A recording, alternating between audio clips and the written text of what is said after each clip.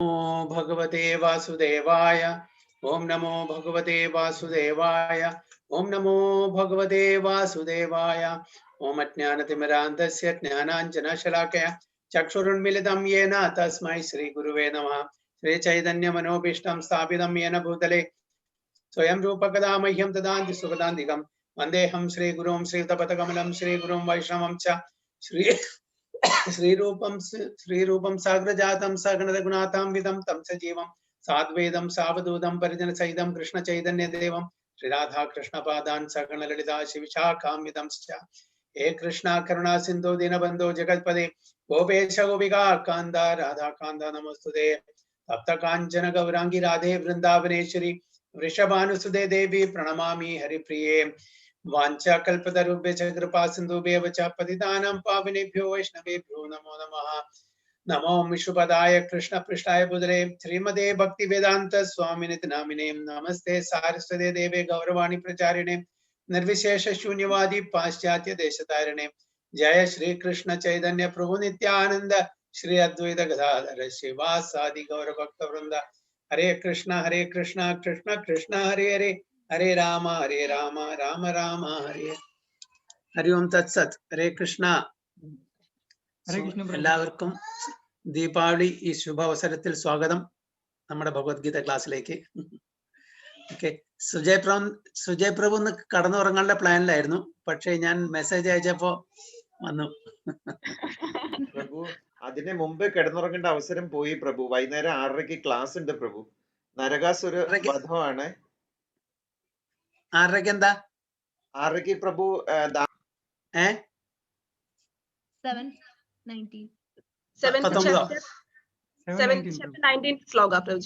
19. Okay.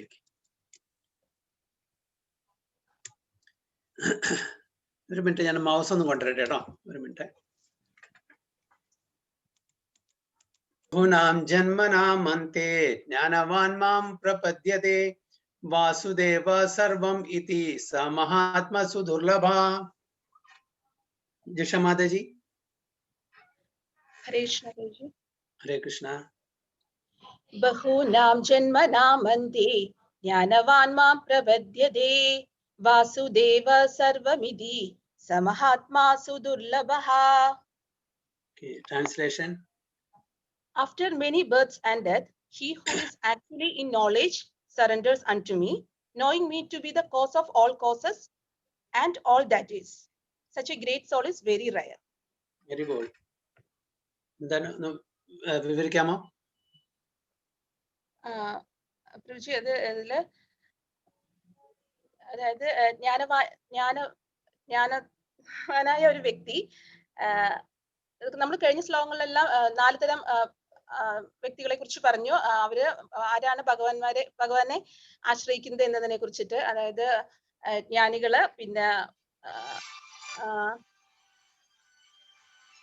ജിജ്ഞാസു, അറിയാൻ ആഗ്രഹമുള്ളവര്, പിന്നെ ധനകാംക്ഷി, ധനത്തെ ആഗ്രഹിക്കുന്നവര്, ദുഃഖിതർ. ഇങ്ങനെയുള്ള 4 കൂട്ടരാണ് ഭഗവാനെ അറിയാൻ ആഗ്രഹിക്കുന്നത്. അവരും കുറെ ജനനമരണങ്ങൾക്ക് ശേഷം ശുദ്ധ ഭക്തിയിൽ എത്തിയതിനു ശേഷമാണ് ഭഗവാൻ ആരാണ് എന്നതിനെ കുറിച്ച് അവർക്ക് മനസ്സിലാവുന്നുള്ളൂ. ഭഗവാന്റെ യഥാർത്ഥ തത്വം എന്താണെന്ന് ഗ്രഹിക്കാൻ ആ ഒരു ജ്ഞാനിക്ക് മനസ്സിലാവണമെങ്കിൽ ഒരുപാട് ജനിച്ചും മരിച്ചും ഒരുപാട് ജന്മങ്ങൾക്ക് ശേഷമാണ് ഭഗവാന്റെ യഥാർത്ഥ ആരാണ് ഭഗവാൻ എന്നും ഭഗവാന്റെ യഥാർത്ഥ സ്വരൂപം എന്താണെന്നും എല്ലാത്തിനും കാരണങ്ങൾക്കും കാരണായിട്ടുള്ള ആളാണ് ഭഗവാൻ എന്നുള്ള ആ ഒരു അണ്ടർസ്റ്റാൻഡിങ് കിട്ടണമെങ്കിൽ ഒരുപാട് ജന്മമൃത്യു ജരാവ്യ എല്ലാം കഴിഞ്ഞിട്ട് വേണം. അപ്രകാരമുള്ള മഹാത്മാക്കൾ വളരെ ദുർലഭമായിട്ടാണ് ഈ ലോകത്തെ കാണാൻ സാധിക്കുകയുള്ളൂ. ഓക്കെ മാജി, ഒരു മിനിറ്റ്.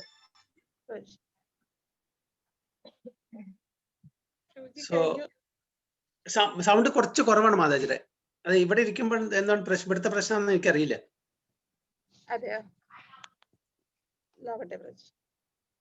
ഇപ്പൊ കേൾക്കുന്നുണ്ട് ബ്രോജി? ഇപ്പൊ ഓക്കെയാണ്, കുറച്ച് ബെറ്റർ ആണ്. ഓക്കെ, സോ അപ്പൊ എന്താണ് ഭഗവാനോട് പറയുന്നത്?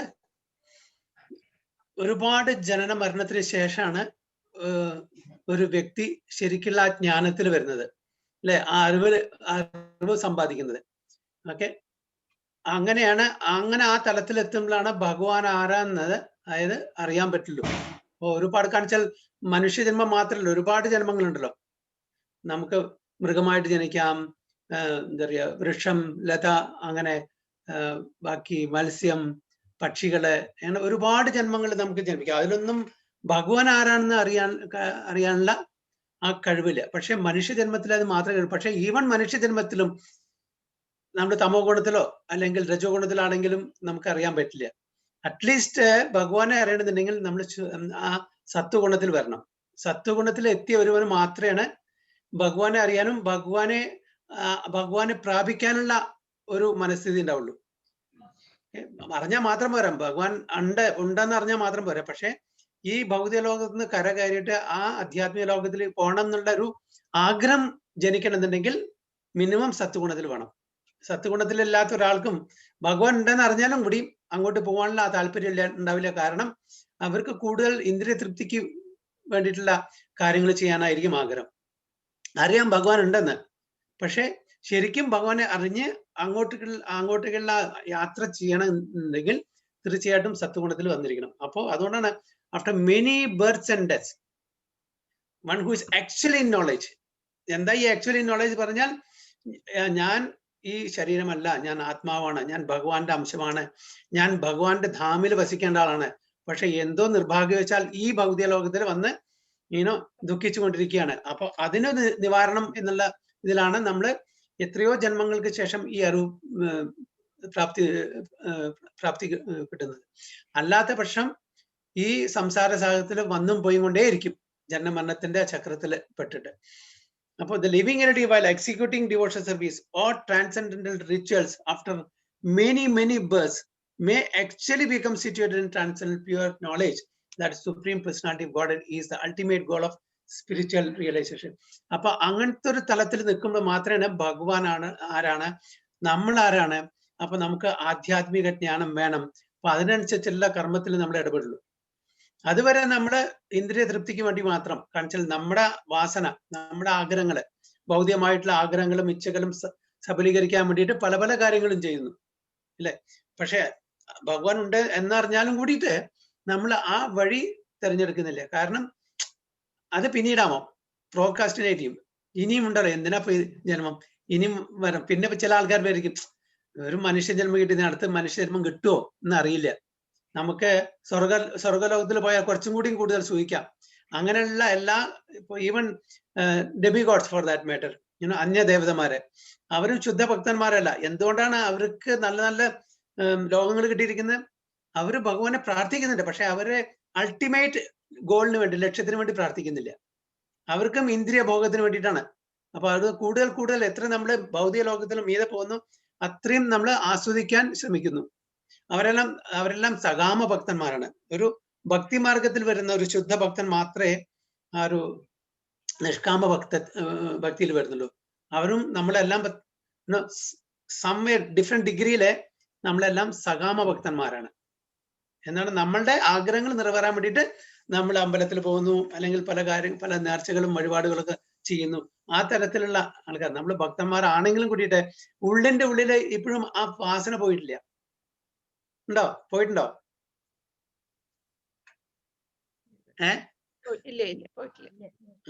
അപ്പൊ അത് പതുക്കെ പോണം, അത് പോവാം. പക്ഷെ നമ്മള് എന്തായാലും ഒരുപാട് കുറത്രയും കൊല്ലം കൊണ്ട് എന്തെങ്കിലും മാറ്റം സംഭവിച്ചിട്ടുണ്ടല്ലോ, ഇല്ലേ? തീർച്ചയായിട്ടും പതുക്കെ ഇതിങ്ങനെ ഇതെല്ലാം നമ്മൾ ആ ഒരു ശുദ്ധ അവസ്ഥയിലേക്ക് വരും. നമ്മള് എന്താ പറയാ, ഒരു 3 കൊല്ലം 4 കൊല്ലം മുമ്പ് നോക്കിയാൽ എന്തായിരുന്നു നമ്മുടെ സ്ഥിതി, ഇപ്പൊ എന്താണ് സ്ഥിതി? അറ്റ്ലീസ്റ്റ് നമ്മൾ വായിക്കാനുള്ള ഒരു ആഗ്രഹം, അതിനുള്ള ഒരു എന്താ പറയാ ഇഷ്ടം നമുക്ക് തോന്നുന്നല്ലോ. ഭഗവത്ഗീത വായിക്കാനും ഭാഗവതം വായിക്കാനും അത് മനസ്സിലാക്കാനും അതന്നെ വലിയൊരു കാര്യമല്ലേ. നമ്മൾ എത്രത്തോളം അത് നമ്മുടെ എന്താ പറയുക ദൈനംദിന ജീവിതത്തിൽ പ്രാബല്യമാക്കുന്നു അത് വേറെ കാര്യം. പക്ഷെ എങ്കിലും അതിനുള്ള ആഗ്രഹമുണ്ട്.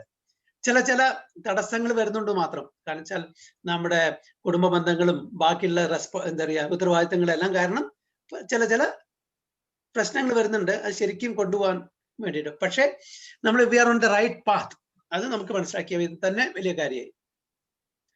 So in the beginning of spiritual realization, while one is trying to give up one's attachment to materialism.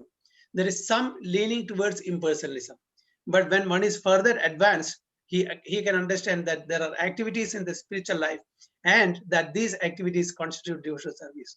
അപ്പോൾ ഈ നമ്മുടെ ഭക്തി നമ്മുടെ ഈ സ്പിരിച്വൽ പാത്തില് ആദ്യം അതായത് നമ്മുടെ ബ്രഹ്മജ്യോതിയിൽ ലയിക്കാനുള്ള ഒരു വാസന വരും. കാരണം വെച്ചാൽ ഡയറക്ട്ലി ഭഗവാനിലേക്ക് എത്താൻ, കാരണം വെച്ചാൽ പല മാർഗങ്ങളുണ്ടല്ലോ. അപ്പൊ ഏത് മാർഗമാണ് ശരിക്ക് സ്വീകരിക്കേണ്ടതെന്ന് അറിയാതെ നമ്മൾ ആദ്യം ഒരു ചെറിയൊരു ചായ്വ് ഈ ബ്രഹ്മജ്യോതിയിൽ ലയിക്കാൻ വേണ്ടി, അല്ലെങ്കിൽ ഇംപേഴ്സണലിസ്റ്റിക്ക് ഉണ്ടായിരിക്കും. പക്ഷെ പതുക്കെ പതുക്കെ നമുക്കറിയാം ആധ്യാത്മിക ലോകം എന്ന് പറഞ്ഞാൽ അങ്ങനത്തെ സ്ഥലമുണ്ട്. അവിടെ ഭഗവാനെ സേവ ചെയ്തിട്ട് ജീവിക്കാനുള്ള ഒരു അവസരം നമുക്കുണ്ട്. അതാണ് ആധ്യാത്മിക ലോകത്തിന്റെ അൾട്ടിമേറ്റ് ഗോൾ ഓഫ് ലൈഫ് എന്ന് മനസ്സിലാക്കുന്നു. Realizing this, he becomes attached to the Supreme Personality of Godhead and surrenders to him. At such a time, one can understand that Lord Krishna's mercy is everything. That he is the cause of all causes. Vasudeva Sarvamvidi Samahatmasu Durlabha. അത് ആ സമയത്താണ്, ആ തലത്തിൽ എത്തുമ്പോഴാണ് എല്ലാം വാസുദേവനാണ്, എല്ലാം ഭഗവാനാണ്. അങ്ങനെ ആ തലത്തിലേക്ക് എത്തിയ ഒരു മഹാത്മാവ് വളരെ വളരെ ദുർലഭമാണെന്ന് പറയുന്നത്. Okay, and that this material manifestation is not independent from him. He realizes the material world to be a perverted reflection of spiritual variegatedness and realizes that in everything there's a relationship with Supreme Lord Krishna. Thus he thinks of everything in relation to Vasudeva or Sri Krishna. Such a universal vision of Vasudeva precipitates one's full surrender to the Supreme Lord Sri Krishna as the highest goal. Such surrendered great souls are very rare. അപ്പോൾ ഇങ്ങനെ complete ആത്മസമർപ്പണം ചെയ്ത ഭഗവാന്റെ ഭക്തന്മാരെ വളരെ വളരെ വിരളമായിട്ടേ കാണാൻ പറ്റുള്ളൂ എന്നാണ് പറയുന്നത്. നമ്മളെല്ലാം we are on the right path, we are progressing, day by day we are progressing.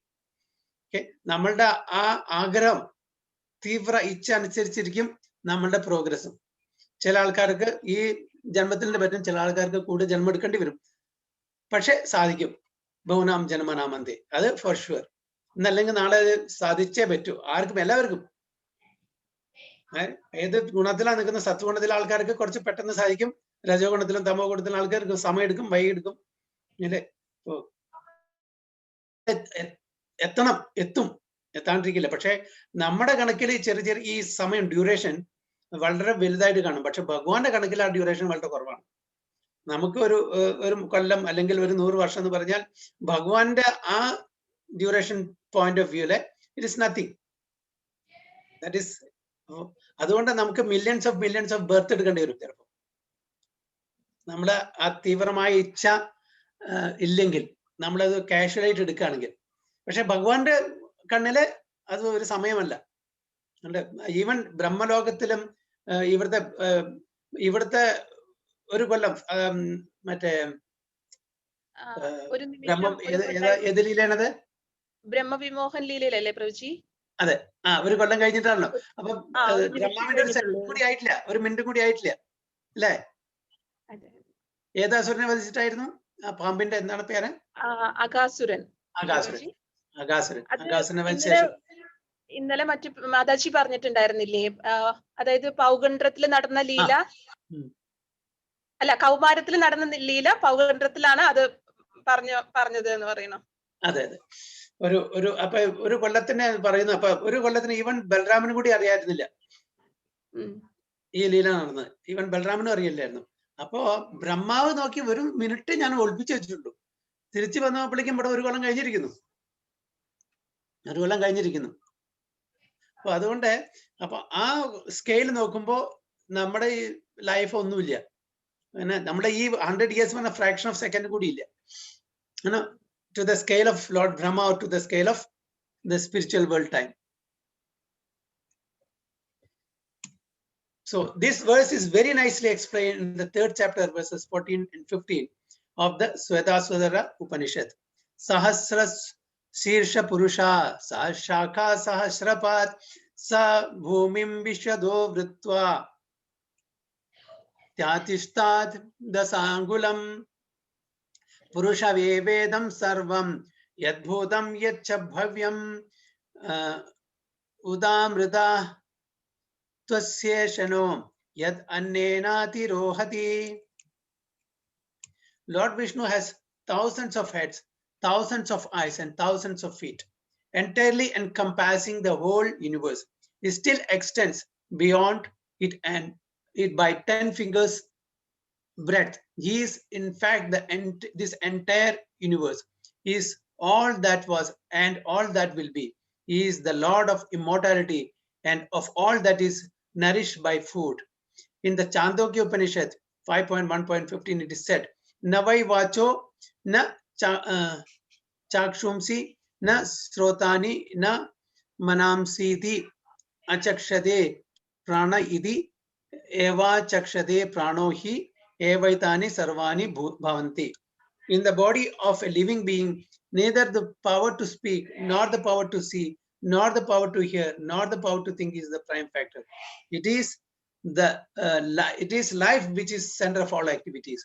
Similarly, Lord Vasudeva, or the personality of Godhead, Lord Sri Krishna is the prime entity in everything.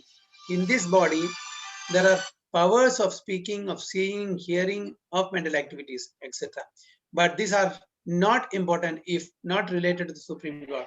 And because Vasudeva is all pervading and everything is Vasudeva, the devotee surrenders in full knowledge. Okay. So, നമ്മുടെ കാണാനുള്ള ശക്തിയും സംസാരിക്കാനുള്ള ശക്തിയും കേൾക്കാനുള്ള ശക്തിയും അതല്ല main. നമ്മുടെ എന്താണ് മെയിൻ ആയിട്ടുള്ളത്? What is the main? പ്രാണൻ. Yes, പ്രാണൻ. ആ പ്രാണൻ ഇല്ലെങ്കിൽ ഒരു കാര്യമില്ല. അതേപോലെ വാസുദേവൻ ഇല്ലെങ്കിൽ ഒന്നുമില്ല. അതുകൊണ്ട് വാസുദേവ സർവം ഇതി, ഇതെല്ലാം വാസുദേവനാണ്. അപ്പൊ നമുക്ക് ഒന്നിനെയും ഭഗവാൻ അകറ്റി നിർത്താൻ പറ്റില്ല. ഈ പ്രപഞ്ചത്തിൽ എന്ത് കാണുന്നു, അനിമേറ്റും ഇൻഅനിമേറ്റും എല്ലാം, ചലിക്കുന്നതും ചലിക്കാത്തതും എല്ലാം, ചര അചര എല്ലാം ഇൻഡയറക്ട്ലി ഭഗവാൻ തന്നെയാണ്. ഭഗവാനിൽ യാതൊരു വെച്ചു കാണിച്ചാൽ ഭഗവാൻ അല്ലാണ്ട് ഒന്നുമില്ല അല്ലെ? അപ്പൊ അതുകൊണ്ടാണ് അപ്പൊ അങ്ങനെ ഇതറിയുന്ന ആൾക്കാർ വളരെ വളരെ വിരളമാണ്, ദുർലഭമാണെന്ന് ഭഗവാൻ പറയുന്നത്. ബഹുനാം ജന്മനാം മന്ദേ ജ്ഞാനവാൻമാ പ്രപദ്യതേ വാസുദേവ സർവമിതി സമഹാത്മസു ദുർലഭ. ഇനി എന്തെങ്കിലും പോയിന്റ്സ് വിട്ടുണ്ടോ, എന്തെങ്കിലും പറയാനുണ്ടോ കൂടുതൽ?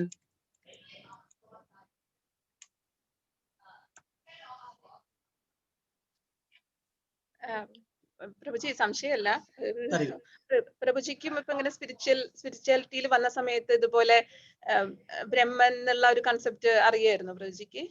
ഇല്ല ഇല്ല, എനിക്ക് ഞാൻ വിചാരിച്ചു, ഞാൻ ഇതിൽ വരുന്നതിന് മുമ്പ് ഞാൻ വിചാരിച്ചിരുന്നത് ബ്രഹ്മാവാണ് ഭഗവാൻ എന്ന് വിചാരിച്ചിരുന്നത്. കാരണം നമ്മൾ പറയുന്നില്ല ബ്രഹ്മ വിഷ്ണു മഹേശ്വര, അപ്പൊ നമ്മൾ ആദ്യം പറയുന്നത് ബ്രഹ്മാവല്ലേ ഫസ്റ്റ്. അപ്പൊ ഞാൻ ബ്രഹ്മ അത് ബ്രഹ്മ, അപ്പൊ ക്രിയേറ്റർ, എല്ലാവർക്കും അറിയാം സൃഷ്ടികർത്താവാണ് ക്രിയേറ്റർ. നമുക്ക് ഈ ഫസ്റ്റ് ക്രിയേറ്റർ സെക്കൻഡ് ക്രിയേറ്റർ അങ്ങനെ സർഗം വിസർഗം ഒന്നും അറിയില്ലല്ലോ. അപ്പൊ ബ്രഹ്മാവാണ് തലവൻ, അതാണ് ഭഗവാൻ. എന്റെ ഒരു ഇതുണ്ടായിരുന്നു. നമുക്ക് നമ്മൾ ആരോട് ചോദിച്ചിട്ടില്ല, നമ്മൾ ആരും കറക്റ്റ് പറഞ്ഞു തരാനും പോയിട്ടില്ല. അപ്പൊ നമ്മള് അവിടുന്ന് ഇവിടുന്ന് കേട്ട ഒരു ഇത് ഒരാൾ ചോദിച്ചിട്ടില്ല, നമ്മൾ സ്വയം തീരുമാനിച്ചു ബ്രഹ്മാവാണ്.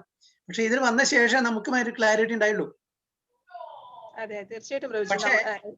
പക്ഷെ ഇവിടെ പോയ സമയത്ത് ഞാൻ ചിന്മയാനന്ദി കുറച്ച് 3-4 ഡിസ്കോഴ്സസ് എനിക്ക് പേഴ്സണലി കേൾക്കാൻ അവസരം കിട്ടി ബോംബെയില്. അയ്യപ്പ സേവ സമിതിയൊക്കെയുള്ള സമയത്ത് അവിടെ ഈ ഡിസംബർ സമയത്ത് അയ്യപ്പ മുടക്കം കണ്ടാവുന്ന സമയത്ത് ഇവർ വിളിക്കും ചിന്മയാൻസി. അപ്പൊ അവരെ പോയി കേട്ടിട്ടുണ്ട് 3-4 ക്ലാസ്. പിന്നെ ഇവിടെ വന്ന സമയത്ത് മസ്കറ്റില് അദ്ദേഹം വന്ന സമയത്ത് കുറച്ച് വീഡിയോ കാസറ്റ് കണ്ടിട്ടുണ്ടായിരുന്നു അദ്ദേഹത്തിന്റെ. അപ്പൊ അതെല്ലാം ബ്രഹ്മത്തിനെ പറ്റിയാണ് പറയുന്നത്. അപ്പൊ അത് വളരെ തലയുടെ മീതെ കൂടെ പോളൂ, കാര്യങ്ങളൊന്നും മനസ്സിലാവില്ല. പക്ഷെ നമുക്ക് വളരെ ഒരു അട്രാക്ഷൻ തോന്നും. അദ്ദേഹത്തിന്റെ ആ തേജസ്സും ആ സംസാര ശൈലിയും വളരെ വളരെ ഇംപ്രസീവ് ആയിരുന്നു. We get attracted to such personalities. വളരെ തേജസ്സുള്ള ഒരു മനുഷ്യനായിരുന്നു അദ്ദേഹം. ആ സംസാരം ഒക്കെ കേട്ടാൽ വളരെ വളരെ അട്രാക്ഷൻ ആയിരിക്കും. അപ്പൊ അങ്ങനെ ഒരു കുറച്ച് ചെറിയൊരു ഇൻട്രസ്റ്റ് ഉണ്ടായിരുന്നു. പക്ഷെ അപ്പോഴും ഞാൻ ഭഗവത്ഗീത കണ്ടിട്ടില്ല, വായിച്ചിട്ടില്ല. പിന്നെ അതേപോലെ ഞാൻ ബോംബെയുടെ സമയത്ത് 1-2 ക്ലാസ് ഈ ക്രിസ്ത്യൻസ് ബ്രദേഴ്സ് വിളിച്ചിട്ട് വന്നിട്ടുണ്ട്. നമ്മുടെ ഒരു ഫ്രണ്ട് ഉണ്ടായിരുന്നു, ഒരു ക്രിസ്ത്യൻ ആയിരുന്നു അവിടെ ബോംബെയിലുള്ളപ്പോ. അപ്പൊ അവൻ എന്നെ വിളിച്ചിട്ട് പോവാൻ പറഞ്ഞിട്ട്, അപ്പൊ അവരുടെ 1-2 ക്ലാസ് കേട്ടു. ഇതാണ്. പിന്നെ ഇതില് ഏകദേശം ഇൻട്രസ്റ്റ് വന്നപ്പോ പിന്നെ പല ക്ലാസ്സസും കേൾക്കാൻ തുടങ്ങി. ഒരു കമ്പാരിസൺ പോലെ എന്താണ് സത്യം എന്ന് അറിയില്ല. ഈ എസ്പെഷ്യലി പ്രഭുപാദ ബുക്ക് വായിച്ച ശേഷം, ഭഗവത്ഗീത വായിച്ച ശേഷം പല ഇങ്ങനെ മായാവാദ ഫിലോസഫി ഇമ്പേഴ്സണൽ മറ്റൊന്നും വരുന്നപ്പോ എന്താണെന്ന് നമുക്ക് മനസ്സിലാവണ്ടേ, സംഗതി എന്താണെന്ന് അറിയണ്ടേ. എന്തായാലും അപ്പോഴേ അപ്പൊ അങ്ങനെ കുറെ ക്ലാസ്സസ് അവിടെയും ഇവിടെയൊക്കെ, അതായത് ഈ ഇമ്പേഴ്സണൽ ക്ലാസ്സസും വൈഷ്ണവ ക്ലാസ്സസും മറ്റേ പലവരെയും അപ്പൊ ഏകദേശം നമുക്ക് മനസ്സിലാക്കിയ പിന്നെ പ്രഭുപാദരെ മനസ്സിലായത് there is some substance in this. കാരണം പ്രഭുപാദ രണ്ട് തലത്തു നിന്നും സംസാരിക്കുന്നുണ്ട്.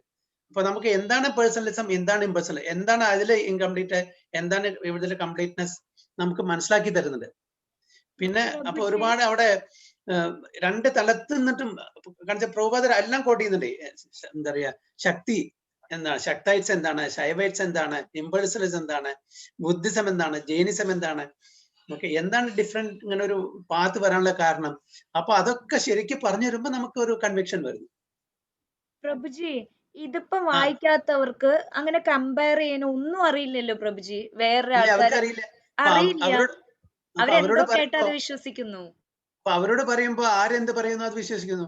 പക്ഷെ അവർക്ക് കൂടുതൽ അറിയാൻ ആഗ്രഹം ഉണ്ടെങ്കിൽ അങ്ങനെ എവിടെയെങ്കിലും ഒരു ചിലർക്ക് സ്വന്തം ചിന്തിക്കാമല്ലോ, എന്താണ് ചില ആൾക്കാർ ഇങ്ങനെ പ്രാർത്ഥിക്കുന്നത്, ചില ആൾക്കാർ അങ്ങനെ പ്രാർത്ഥിക്കുന്നത്, എന്താണ് വ്യത്യാസം, അങ്ങനെ ആലോചിക്കാനുള്ള കഴിവുണ്ടെങ്കിൽ അവർ അന്വേഷിക്കും.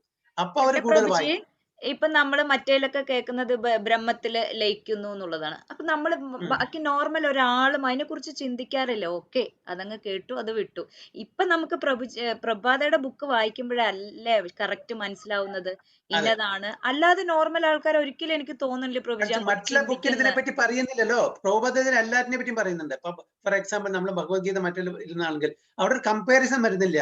എല്ലാം അവര് ഒരു മായാവാദ ഫിലോസഫിയാണ് അടിച്ചേൽപ്പിക്കുകയാണ്. അപ്പൊ എന്താണ് വൈഷ്ണവിസം, എന്താണ് ശക്തൈറ്റ്സ്, അല്ലെങ്കിൽ മറ്റുള്ള സമ്പ്രദായങ്ങൾ എന്താണ് വ്യത്യാസം, അവരാരും പറഞ്ഞു തരുന്നില്ല, ഒരു പുസ്തകത്തിലും ഇല്ല. ഇവിടെ കമ്പാരിസൺ ഉണ്ട്. ഇവിടെ എന്തുകൊണ്ടാണ് നമ്മൾ why we are in this path, why this is a top most yoga, എന്താണ് കർമ്മയോഗ. ചില ആൾക്കാർ ഇപ്പൊ ഭഗവത്ഗീത വായിച്ചോണ്ട് നിങ്ങൾ ഏത് പാത്ത് എടുത്താലും കുഴപ്പമില്ല, ഭഗവാനിലെത്തും പറയും. നിങ്ങൾ എവിടേക്ക് ടിക്കറ്റ് എടുത്താലും കുഴപ്പമില്ല, നിങ്ങൾ അവിടെ ഭഗവത്ധാമിലെത്തും പറയും. പറ്റില്ല. കാരണം വെച്ചാൽ നമ്മളിപ്പോ ഒരു സ്ഥലത്തേക്ക് ടിക്കറ്റ് ആ സ്ഥലത്തേക്ക് മാത്രമേ പോകാൻ പറ്റുള്ളൂ. അപ്പൊ അവിടെ ഈ ഒരു വിശകലനം ചെയ്തിട്ട് അവർ തരുന്നില്ല.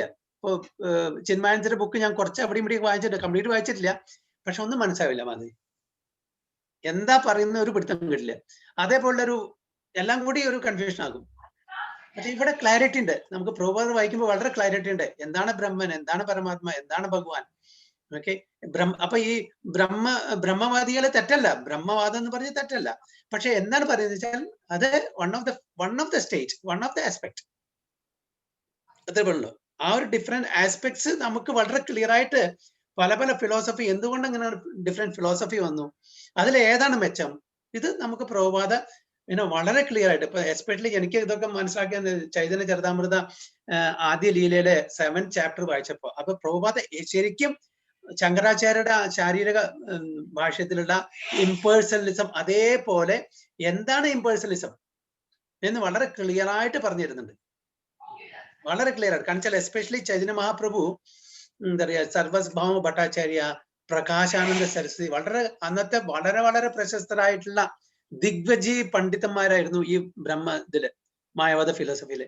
അപ്പൊ അവരായിട്ടുള്ള തർക്കം അങ്ങനെ ചൈതന്യ മഹാപ്രഭു എങ്ങനെയാണ് അത് റെഫ്യൂട്ട് ചെയ്തിട്ട് പേഴ്സണലിസം ആണ് ദ ബെസ്റ്റ്, അതിൽ പേഴ്സണലിസം ഡിഫറെന്റ് ആചാര്യ വരുന്നുണ്ട്, ആ ആചാര്യന്മാർ എന്ത് ഫിലോസഫി വരുന്നു, എല്ലാം വളരെ ക്ലിയർ ആയിട്ട് പറഞ്ഞു തരുന്നുണ്ട്. അപ്പൊ പിന്നെ നമുക്ക് ചൈതന്യ മഹാപ്രഭു എന്ന് പറഞ്ഞാൽ നമുക്ക് ഒന്നും പേടിക്കേണ്ട ആവശ്യമില്ല. കാരണം നമുക്കറിയാം, എല്ലാവർക്കും അറിയില്ല, ചൈതന്യ മഹാപ്രഭു ഭഗവാൻ കൃഷ്ണൻ തന്നെ നമുക്കറിയാതുകൊണ്ട് നമ്മൾ അതേപോലെ നമുക്ക് എടുക്കാൻ പറ്റും.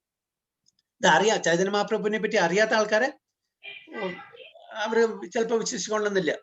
നമുക്കറിയാം, കാരണം അത് പ്രഭുപാദ എഴുതിയതല്ല, അല്ലെങ്കിൽ ഇസ്കോൺ എഴുതിയതൊന്നല്ല. ചൈതന്യ മഹാപ്രഭുവിന് എല്ലാ ശാസ്ത്രങ്ങളിൽ നിന്നും എവിഡൻസോട് കൂടിയിട്ട്, പ്രൂഫോട് കൂടിയിട്ടാണ് ചൈതന്യ മഹാപ്രഭു ആരാണ് നമുക്ക് തെളിയിച്ചു തന്നിരിക്കുന്നത്. പ്രഭുജി, അപ്പൊ നോർമലി ഒരുപാട് ആൾക്കാര് ഭാഗവതം എടുക്കുന്നുണ്ടല്ലോ. അപ്പം ഭാഗവതത്തിലൊക്കെ പറഞ്ഞിട്ടുണ്ടെന്നല്ലേ പറയുന്നത് ചൈതന്യ മഹാപ്രഭുവിനെ കുറിച്ച് അവതാരം? ഇല്ല, ഭാഗവതത്തില് ഫോർ എക്സാമ്പിൾ ഡയറക്ട്ലി അല്ല, അതിന്റെ ഇൻഡെപ്ത് മീനിങ്. ഫോർ എക്സാമ്പിൾ ഭാഗവതത്തിൽ പറഞ്ഞിരിക്കുന്നത് എന്താണെന്നറിയോ, ശ്ലോകം ഒരുപാടുണ്ട്. പക്ഷെ ബാക്കിയുള്ള പലതിലും ഡയറക്ട്ലി പറഞ്ഞിട്ടുണ്ട്. ഭാഗവതത്തിൽ ഇൻഡയറക്ട്ലി എന്താ പറയുന്നത്, കൃഷ്ണവർണം തിസാകൃഷ്ണം സംഗോപാങ്കാസക്ര പാർഷദം യജ്ഞർ സംഗീതന പ്രായർ യജന്തി സുമേധസ എന്ന് പറഞ്ഞത്. എന്താ കൃഷ്ണവർണം തിസാകൃഷ്ണം, അതായത് കൃഷ്ണവർണം കൃഷ്ണന്റെ പേരുകളെ വർണ്ണിച്ചുകൊണ്ട്, ത്വിസ് ആ കൃഷ്ണം. ആ കൃഷ്ണൻ എന്ന് പറഞ്ഞാൽ ഭഗവാന്റെ കളറല്ല, കൃഷ്ണന്റെ കളറല്ല. ആര് വന്നു? കൃഷ്ണവർണ്ണം ത്വിസാ കൃഷ്ണം സംഘ ഉപ അംഗ അസ്ത്ര പാർഷദം. സംഘമായിട്ടും ഉപാംഗമായിട്ടും പിന്നെ അസ്ത്രമായിട്ടും ജനിച്ചു. ആരാണ്? അപ്പൊ ഇതെല്ലാം നമ്മുടെ ആചാര്യന്മാര് ഇതിനെല്ലാം എടുക്കുമ്പോൾ ആരാണ് കലികാലത്തിൽ വന്നിരിക്കുന്ന? ചൈതന്യ മഹാപ്രഭു കൊണ്ടു സംഘമായിട്ട് വന്നു, കമ്പനിയൻസ്. ഓക്കെ, സംഘ ഉപാംഗമായിട്ട്. Okay, associates. സംഘ ഉപാംഗ അസ്ത്രം, അസ്ത്രം, പാർഷദം, പാർഷദം അഗെയിൻ കമ്പനിയൻസ്. അസ്ത്രം അതായത് നമ്മള് ഭഗവാൻ കൃഷ്ണൻ ജനിച്ചപ്പോ അസ്ത്രമായിട്ട് വന്നു. എന്താണത് അസ്ത്രം?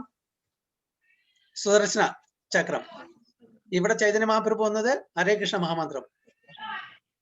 യജ്ഞേർ സങ്കീർത്തന പായ, സങ്കീർത്തന യജ്ഞാണ് ഇവിടെ പ്രൊപ്പഗേറ്റ് ചെയ്തത്. സങ്കീർത്തന യജ്ഞം പ്രൊപ്പഗേറ്റ് ചെയ്യാൻ വേണ്ടിയിട്ട് കലിയുഗത്തിൽ ആകെ വന്നത് മെയിനായിട്ട് ചൈതന്യ മഹാപ്രഭുവാണ് അല്ലെ. യജ്ഞേർ സങ്കീർത്തന പ്രായേർ യജന്തി സുമേധ. ഇതറിയുന്ന ആൾക്കാരെ വളരെ വളരെ വിരളമാണ്. പക്ഷെ ഡയറക്റ്റ് ആയിട്ട് പറഞ്ഞില്ല ചൈതന്യ മഹാപ്രഭുവാണെന്ന്. പക്ഷെ അതിന് ശേഷമുള്ള 11th കാൻഡിൽ അതിന് 2-3 ഇത് ഏതാ എനിക്ക് ശ്ലോകം അറിയില്ല. അതിന് ശേഷമുള്ള 2-3 ശ്ലോകം വായിച്ചാൽ കുറച്ചും കൂടി ക്ലാരിറ്റി കിട്ടും. എസ്പെഷ്യലി പർപ്പോട്ടിൽ വളരെ ക്ലിയർ ആയിട്ട് പറയുന്നുണ്ട്. അപ്പൊ കലിയുഗത്തിൽ ആരെ എപ്പോ എങ്ങനെ വരുന്നു, പിന്നെ ഇത് ഏത് ഒരുപാട് മറ്റേ സ്ക്രിപ്റ്റേഴ്സിൽ പറയുന്നുണ്ട്. സച്ചി മാതാവിന്റെ മകനായിട്ട്, ജഗന്നാഥ് മിശ്ര മകനായിട്ട്, വായുപുരാണത്തില്, നരസിംഹ പുരാണത്തില് ഇതിലൊക്കെ പറയുന്നുണ്ട്. എവിടെ നവദ്വീപിൽ ജനിക്കും, ബ്രാഹ്മണനായിട്ട് ജനിക്കും, എന്ത് ചെയ്യും, എത്ര കാലം ജീവിക്കും, ഇതെല്ലാം മറ്റുള്ള പുരാണങ്ങളിലും പറഞ്ഞതുണ്ട്. അപ്പൊ അവിടെ വളരെ ക്ലിയർ ആണ്. അപ്പൊ ആരച്ഛനാണ്, ആരാണ് അമ്മ, എവിടെ ജനിക്കും, എന്ത് ചെയ്യും, എത്ര കാലം ജീവിക്കും, ഈ കാര്യങ്ങളൊക്കെ വളരെ. പക്ഷെ ഭാഗവത്തില് കുറച്ച് ഇൻഡയറക്ട്ലി തന്നുണ്ട്. 11th കാൻഡോ വായിച്ചാൽ നമുക്കറിയാം ചൈതന്യ മഹാപ്രഭുവിന്റെ. എസ്പെഷ്യലി ഞാൻ പറഞ്ഞില്ലേ ഈ കൃഷ്ണവർണ്ണം, അത് കഴിഞ്ഞിട്ടുള്ള ശ്ലോകമാണ്. അത് കഴിഞ്ഞിട്ടുള്ള 1-2 ശ്ലോകം വായിച്ചു നോക്കും, അതിന്റെ പർപ്പോട്ട് വായിച്ചു നോക്കും. Then you will get A clarity in that. അത് ഏതാണ് ശ്ലോകം അറിയോ? 11th നോക്കട്ടെ, ഞാൻ പറഞ്ഞുതരാം.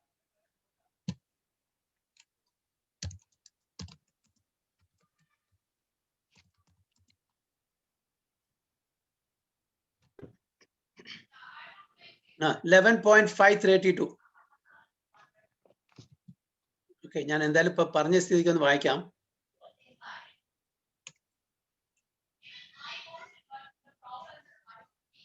$11,532 അല്ലെ?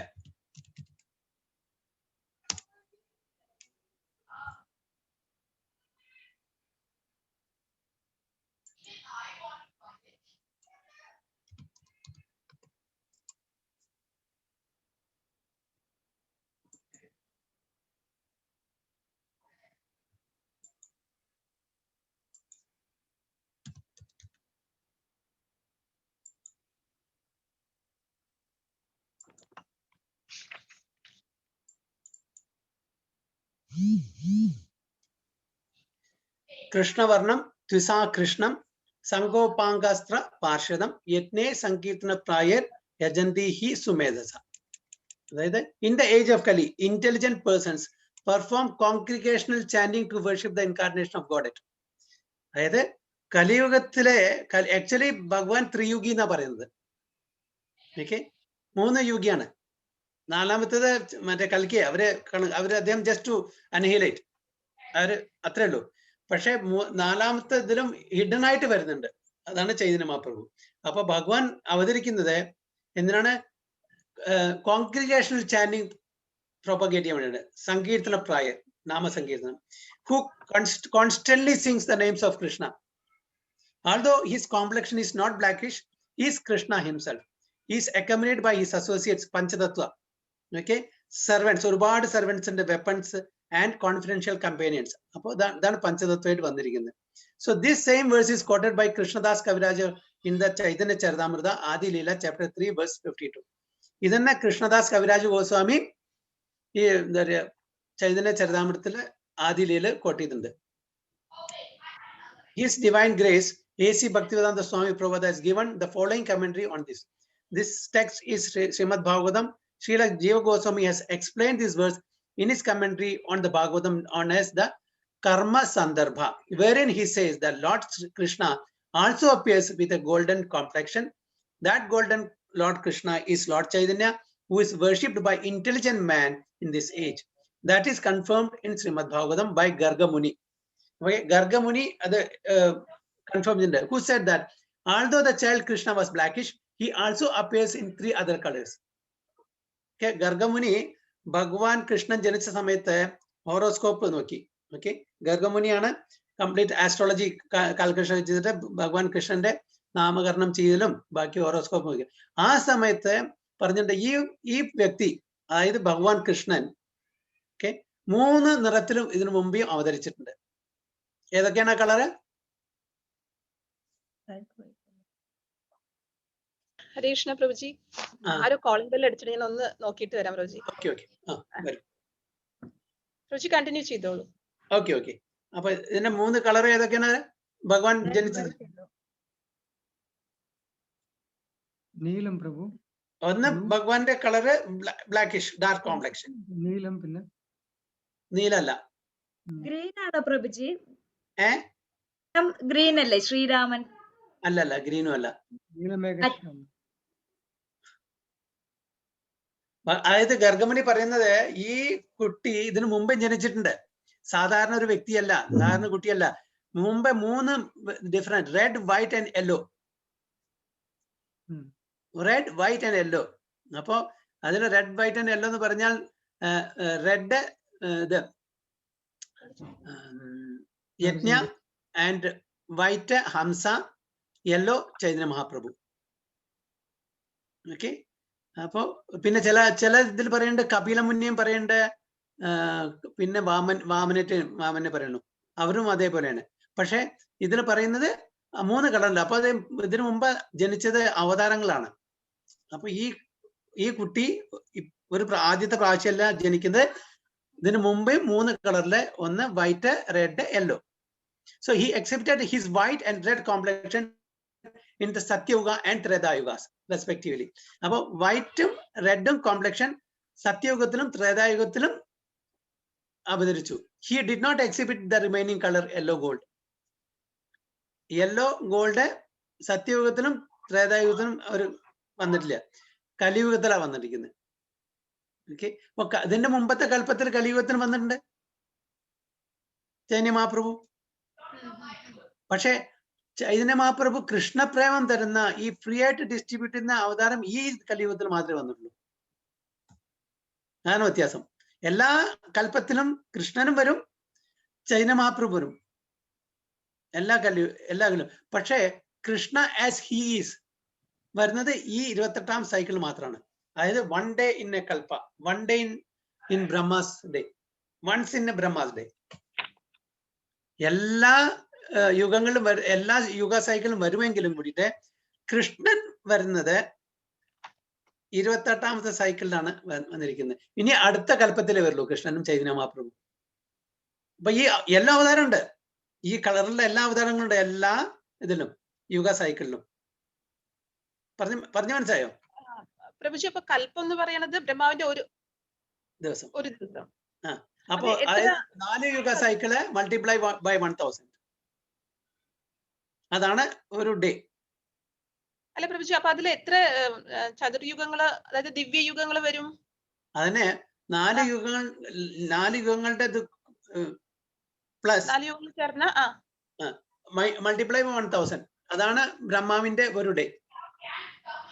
ഓക്കെ, അത്രയും നൈറ്റും വരും. അത്രയും നൈറ്റ് അത് കൂട്ടണ്ട, നമുക്ക് ഡേ കൂട്ടിയാൽ മതി. ഓക്കെ. അപ്പൊ 2000 ആണെങ്കിൽ 24 hours, 12 hours ആണെങ്കിൽ ജസ്റ്റ് 1000. ഓക്കെ. അപ്പൊ ഒരു ദിവസത്തില് ഒരു പ്രാവശ്യം കൃഷ്ണനും ചൈതന്യ മഹാപ്രഭുവും അവതരിക്കുന്നുള്ളൂ ഒരു ദിവസത്തില്. അപ്പൊ അങ്ങനെ എത്ര യുഗങ്ങളുണ്ട്? 1000 ചതുർയുഗാസ് ഉണ്ടല്ലോ. അപ്പൊ എല്ലാ യുഗങ്ങളിലും ഭഗവാൻ വരുന്നുണ്ട്. പക്ഷേ ചൈതന്യ മഹാപ്രഭുവും കൃഷ്ണനും വരുന്നത് ഈ എല്ലാ യുഗങ്ങളിലും വരുന്നുണ്ട്. ഈ കളറിലൊക്കെ അവതാരങ്ങൾ വരുന്നുണ്ട് എല്ലാ യുഗങ്ങളിലും. പക്ഷെ Krishnan as is original personality വന്നത് ഈ കഴിഞ്ഞ ദ്വാപര യുഗത്തിലാണ്. Immediately after that Chaitanya Mahaprabhu വരും. അപ്പൊ ബ്രഹ്മാവിന്റെ അവരുടെ 28 സൈക്കിളിലാണ് വരുന്നത്. പ്രഭുജി, അപ്പൊ 1000 ചതുർയുഗത്തില് 28 ചതുർയുഗയിലാണ് കൃഷ്ണൻ വരുന്നത് അവതരിക്കുന്നത്. 28th cycle of Chaturayuga. 28th cycle of Chaturayuga. Okay, അങ്ങനെ അപ്പൊ ഒരു ദിവസം into 30, okay, into 12, into 100, അതാണ് ബ്രഹ്മാവിന്റെ ലൈഫ് ടൈം.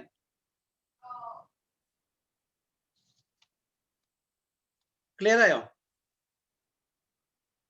സംശയം ഉണ്ടോ? ബ്രഹ്മാവിന്റെ ലൈഫ് സ്പാൻ പറഞ്ഞത് എന്താ?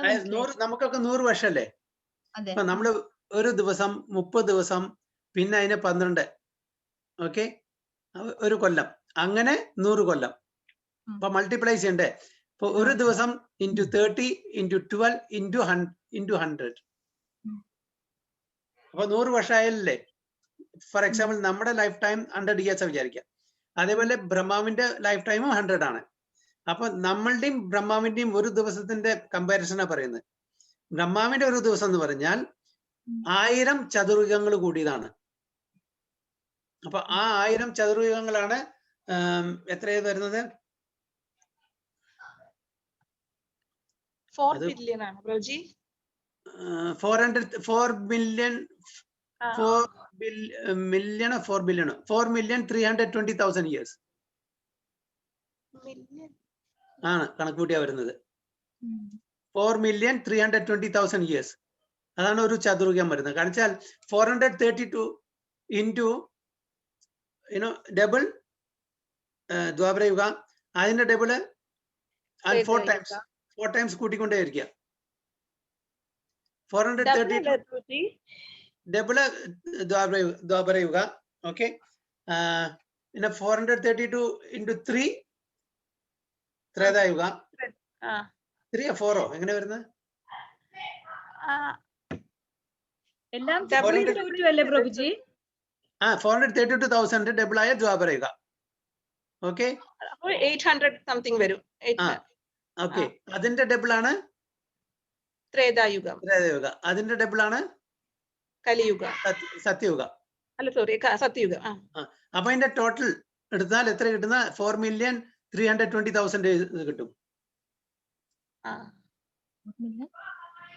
4,320,000 years. 432,000 അല്ലേ? അല്ലെങ്കിൽ ചുരുക്കത്തിൽ എന്താ അറിയാം? Multiply by 10. That is easy. എന്താ പ്രഭുജി? 432,000 മൾട്ടിപ്ലൈ ബൈ 10. അതാണ് ഒരു ഡേ എന്നാണോ പറയുന്നത്? അതാണ് ഒരു ചതുർയുഗം. Multiply by 1,000 is 1 day. പിന്നെ അതിനെ മൾട്ടിപ്ലൈ ബൈ പ്രഭുജി യുഗങ്ങൾ നമുക്ക് അതിലേക്ക് വരാം. ഓക്കെ, ഞാൻ പറഞ്ഞുതരാം. ഒരു മിനിറ്റ്, ഞാൻ പ്രഭുജി പറഞ്ഞ ഒരു 10 തവണ ഇപ്പൊ ഞാൻ ചെവി അടയ്ക്കാൻ തുടങ്ങി പ്രഭുജി. എനിക്ക് ഒന്നും കേറുന്നില്ല. അപ്പം മനസ്സിലാവും പ്രഭുജി, അതോടുകൂടി മറന്നു പോകും. ഞാൻ ഇപ്പൊ പറഞ്ഞുതരാം. ഒരു മിനിറ്റ് കേട്ടോ. 430 കാൽക്കുലേറ്റർ ഉണ്ടോ? എടുക്കും, ഞാൻ ഇപ്പൊ ക്ലിയർ ആക്കി തരാം. കാൽക്കുലേറ്റർ ഉണ്ടോ? വലിയ കാൽക്കുലേറ്റർ പ്രഭുജി എടുത്തു. ഓക്കെ, 432,000.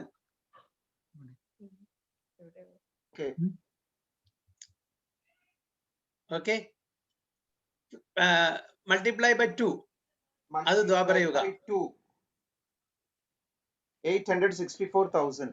ഓക്കെ, അതിനെ ഡബിൾ ആക്കൂ. into 2. അപ്പോ ഓക്കെ, അത് ത്രേതായുഗ. ഓക്കെ, അതായത് അതിനെ ഡബിൾ ആക്കൂ. into 2. ഓക്കെ, അപ്പൊ ഓരോന്ന് സെപ്പറേറ്റ് എടുക്കണം. ആണോ പ്രഭു? എടുത്തോ. അപ്പൊ എത്ര കിട്ടിയേ?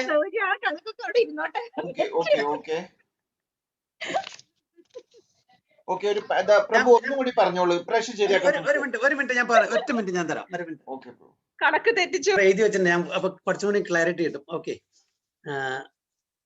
കലിയുഗ 432,000 years എഴുതിക്കോളൂ. അപ്പൊ ഡബിള് ട്രിപ്പിള് 4 ടൈംസ് അങ്ങനെയാണ് വരുന്നത് കേട്ടോ.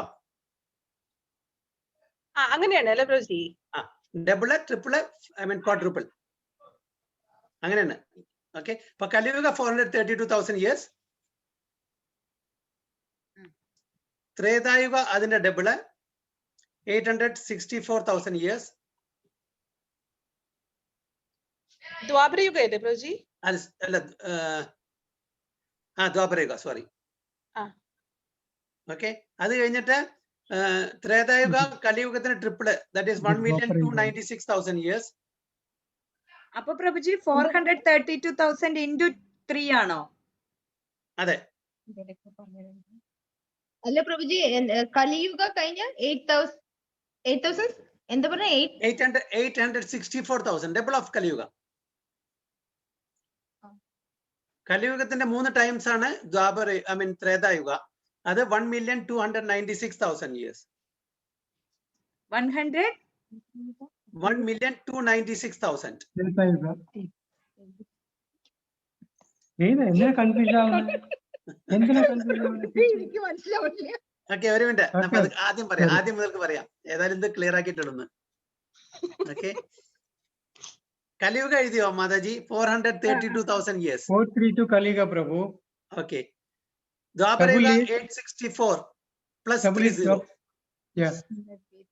Okay, Tretayuga 1296 plus 30.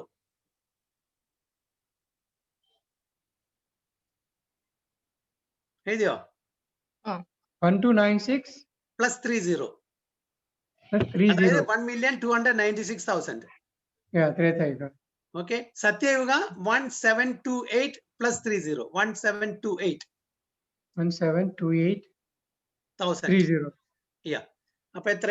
ഇതെല്ലാം കൂടി വരുന്നത് 4,320,000. 4320 plus 30, 4320 plus 30. പ്രഭുജി ദ്വാപര യുഗം ഒന്ന് പറയോ? അതും ദ്വാപരയുഗ ഈസ് 864 plus 30. അപ്പൊ വളരെ ഈസി ആയിട്ട് മനസ്സിലാക്കി തരാം. കലിയുഗ എത്രയാണോ അതിന്റെ ഡബിൾ ആണ് ദ്വാപരയുഗ. കലിയുഗ എത്രയാണോ അതിന്റെ 3 ടൈമാണ് ത്രേതായുഗ. കലിയുഗ എത്രയാണോ അതിന്റെ 4 ഗുണമാണ് സത്യയുഗ. അപ്പൊ കലിയുഗ എന്ന് പറയുന്ന പ്രഭുജി 4,32,000 അപ്പൊ ഇതിന്റെ എല്ലാം കൂടി ആകെ തുക വരുന്നത്, അതെ, ഇതിന്റെ എല്ലാം കൂടി ടോട്ടൽ വരുന്നത് 4,320,000 years.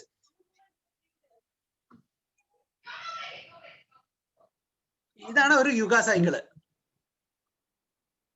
പ്രഭുജി അത് ലെറ്റേഴ്സിൽ എഴുതി വെക്കട്ടെ പ്രഭുജി.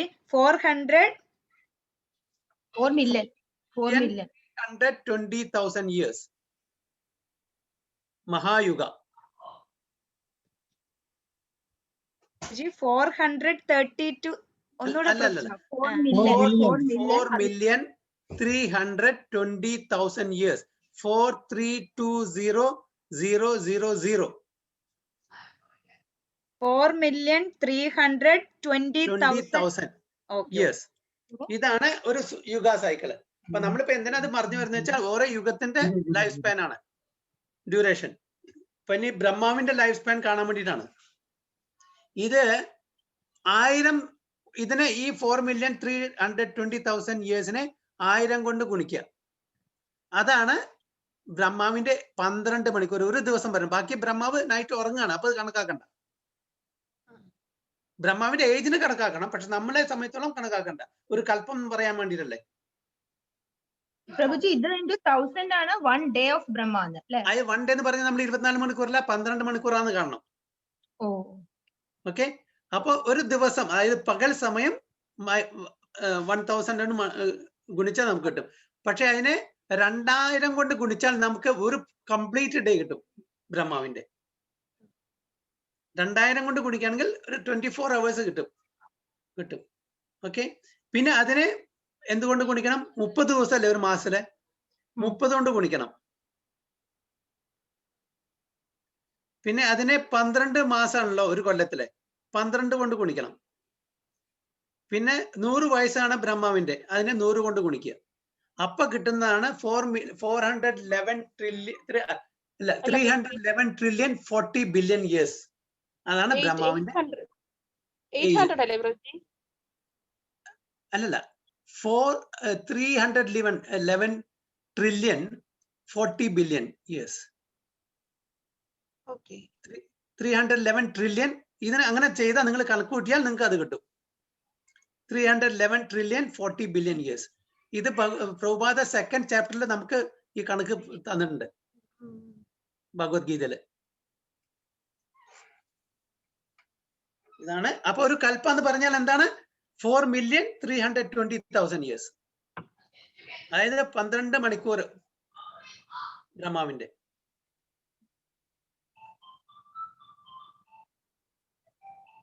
ഒരു ഏകദേശം ഐഡിയ കിട്ടിയോ?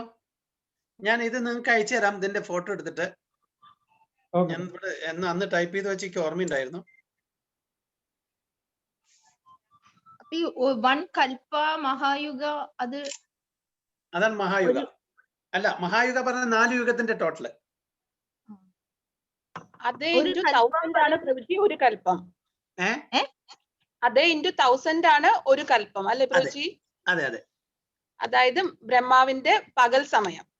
അതെ, പകൽ സമയം. പിന്നെ ബ്രഹ്മാവിന്റെ ആയുസ് കണക്കാക്കുമ്പോൾ നമ്മൾ രാത്രിയും കൂടിയും കൂട്ടി, പിന്നെ മാസവും 30 ദിവസം, 12 മാസം, 100 വർഷം വരുമ്പോ ബ്രഹ്മാവിന്റെ ആയുസ്. Yes, exactly. അല്ല പ്രഭുജി, ഒരു കൽപ്പം എന്ന് പറയുന്നത് അത് 12 അവേഴ്സ് കണക്കാക്കുന്നതാണ് ഒരു കൽപ്പം പറയുന്നത്. യുഗ സൈക്കിളിന് ടോട്ടൽ കിട്ടിയ 4,320,000 years കിട്ടിയില്ല നമ്മൾ 4 യുഗം കൂട്ടിയപ്പോ. അതിന് 1000 കൊണ്ട് ഗുണിച്ചാൽ കിട്ടുന്നതാണ് ഒരു കൽപ്പം. അതിനെ വീണ്ടും 2 കൊണ്ട് ഗുണിച്ചാൽ ഫുൾ 24 hours കിട്ടും.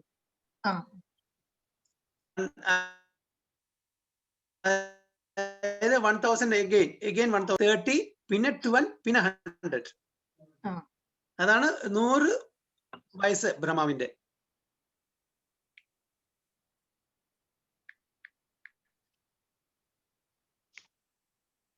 ഞാൻ നിങ്ങൾക്ക് അത് അയച്ചു തന്നിട്ടുണ്ട്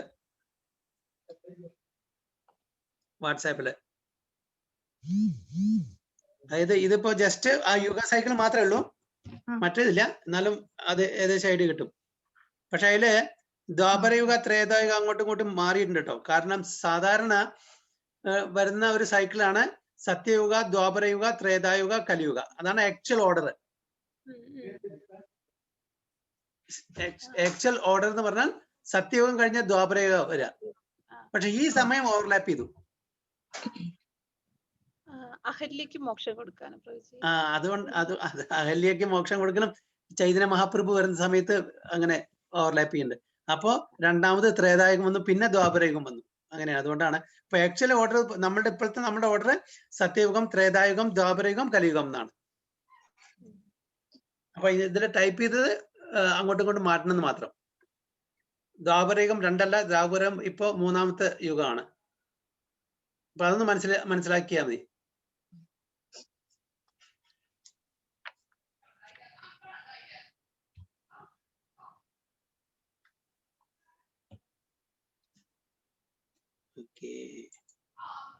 Srila Jiva Goswami explains that Krishna Varnam means Sri Krishna Chaitanya, Krishna Varnam and Krishna Chaitanya are equivalent. The name Krishna appears with both Lord Krishna and Lord Chaitanya Krishna. Lord Sri Chaitanya Mahaprabhu is the supreme personality of Godhead, but he always engages in describing Krishna and thus enjoying transcendental bliss by chanting and remembering his name and form.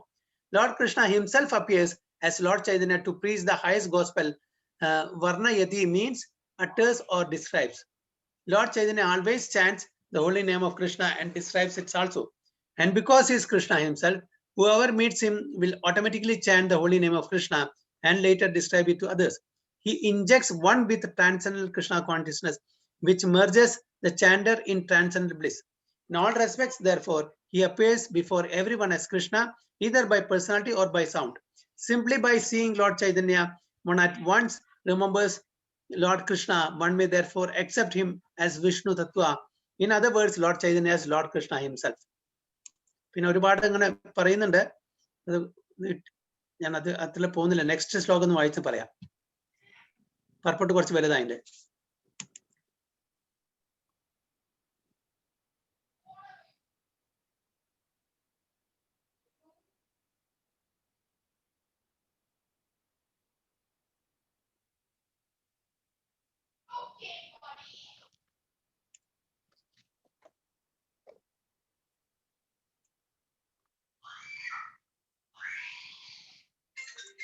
32, 33, 34, 35 കുറച്ച് സമയം എടുത്തിട്ട് വായിക്കും. അപ്പൊ നിങ്ങൾക്ക് ഏകദേശം idea കിട്ടും ശ്രീമദ് ഭാഗവതത്തിൽ ആരാണ് ഉദ്ദേശിക്കുന്നുള്ളത്. അപ്പൊ 20 കാമൈസ്തൈസ്തൈർഹൃതജ്ഞാന പ്രപദ്യന്തെ അന്യദേവതാ തം തം നിയമമാസ്ഥായ പ്രകൃത്യാ നിയതസ്വയാ. നിഷമാതാജി.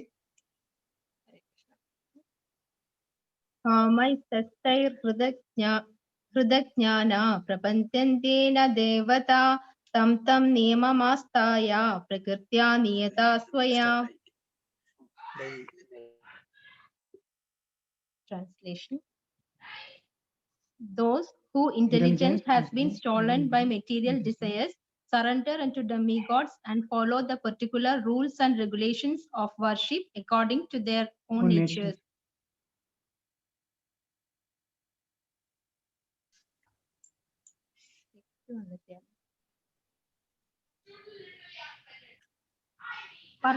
വായിച്ചു പ്രഭു.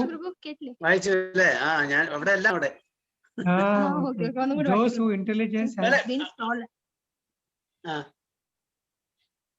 stolen by material desires surrender unto demigods and follow the particular rules and regulations of worship according to their own natures.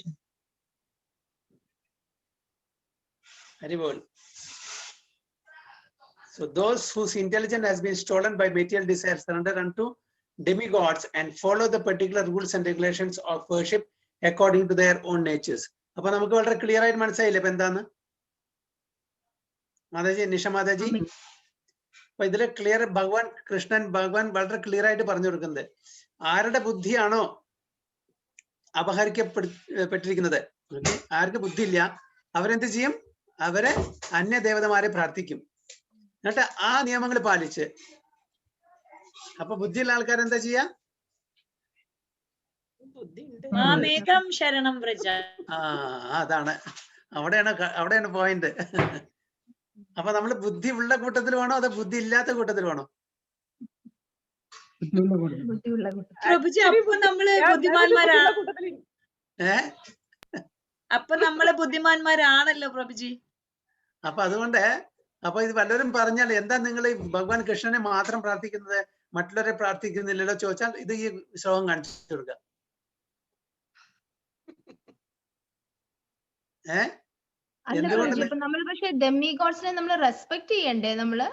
തീർച്ചയായിട്ടും ആരില്ലെന്ന് പറഞ്ഞു. നമ്മളെ എന്തിനാണ് അവരുടെ അടുത്ത് പോകുന്നത് അത് ആദ്യം മനസ്സിലാക്കണം. നമ്മൾ എല്ലാവരും ആര് അവിടെ പോകുന്നതോ അവനവന്റെ കാര്യം സാധിക്കാൻ വേണ്ടിട്ട് മാത്രമല്ലേ പോകുന്നുള്ളൂ. അല്ലാണ്ട് അവരോട് വളരെ സ്നേഹം ഉണ്ടായിട്ടൊന്നുമല്ല പോകുന്നത്, ആണോ? അങ്ങനെയാണെങ്കിൽ ഓക്കെ, എന്നാ മനസ്സിലാക്കാം. ഇത് അതൊന്നല്ല, നമ്മുടെ കാര്യം നേടാൻ വേണ്ടി മാത്രം പോകുന്നു. ഇപ്പൊ അതിൽ ബ്രഹ്മാവായാലും ശരി, ശിവനായാലും ശരി, ഗണപതിയായാലും ശരി, മുരുകനായാലും ശരി, ആരാണെങ്കിലും നമുക്ക് വല്ല കാര്യമുണ്ടോ അത് സാധിച്ചു തരാൻ പറ്റെങ്കിൽ അവർ അവിടെ അടുത്ത് പോകുന്നു, ഇല്ലെങ്കിൽ നമ്മൾ പോകുന്നുണ്ടോ? ഇല്ലല്ലോ. അപ്പൊ അവരോട് അകമഴിഞ്ഞ സ്നേഹം കൊണ്ടാണ് നമ്മൾ അവിടെ ചെന്ന് പ്രാർത്ഥിക്കുന്നത്, നമ്മുടെ കാര്യം കാണാൻ വേണ്ടിട്ടല്ലേ? അല്ലേ നിഷ മാതാജി? കാര്യം കാണാൻ നമ്മൾ ഭഗവാനെ അങ്ങനെ മാത്രല്ലല്ലോ പ്രഭുജി പ്രാർത്ഥിക്കുന്നത്. കൃഷ്ണനായാലും നമ്മൾ പ്രാർത്ഥിക്കുന്നത് കാര്യം കാണാൻ മാത്രമല്ല.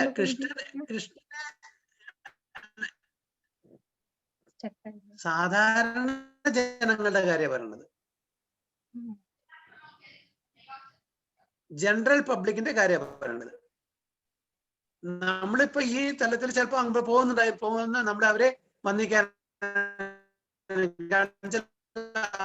അവരും ഒരു ഉയർന്ന പദവിയിലാണ്. ഓക്കെ, അപ്പൊ അവരെ മാനിക്കാൻ വേണ്ടി പോകുന്നു. പക്ഷെ ശരിക്കും കൃഷ്ണനെ മാനിച്ചാൽ അവരും മാനിച്ച പോലെ, ഒരു മരത്തിന്റെ വേരിലെ വെള്ളം ഒഴിച്ചാൽ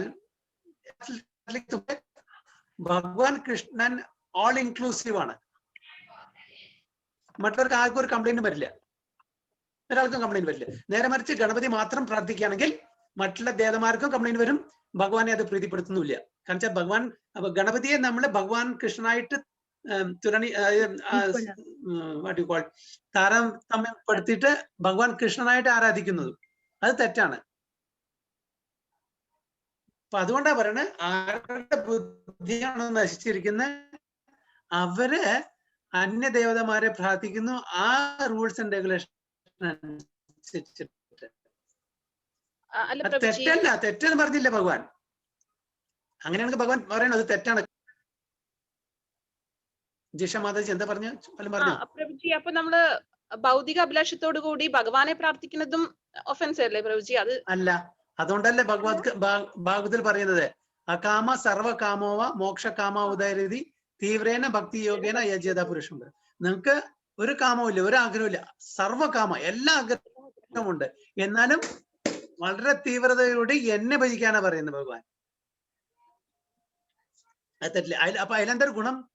അങ്ങനെ ഭഗവാനെ പ്രാർത്ഥിക്കുമ്പോ എന്താണ് ഗുണം? ഭഗവാൻ അറിയാം നമുക്ക് ഏതാ വേണ്ട, നല്ലത് ചീത്ത ഭഗവാൻ അറിഞ്ഞിട്ട് അത് തരും. അപ്പോ നമ്മുടെ ആത്മീയ ഇതിന് വേണ്ടിയിട്ട് ഉന്നതിക്ക് നല്ലതല്ലെങ്കിൽ അത് ഭഗവാൻ തരില്ല.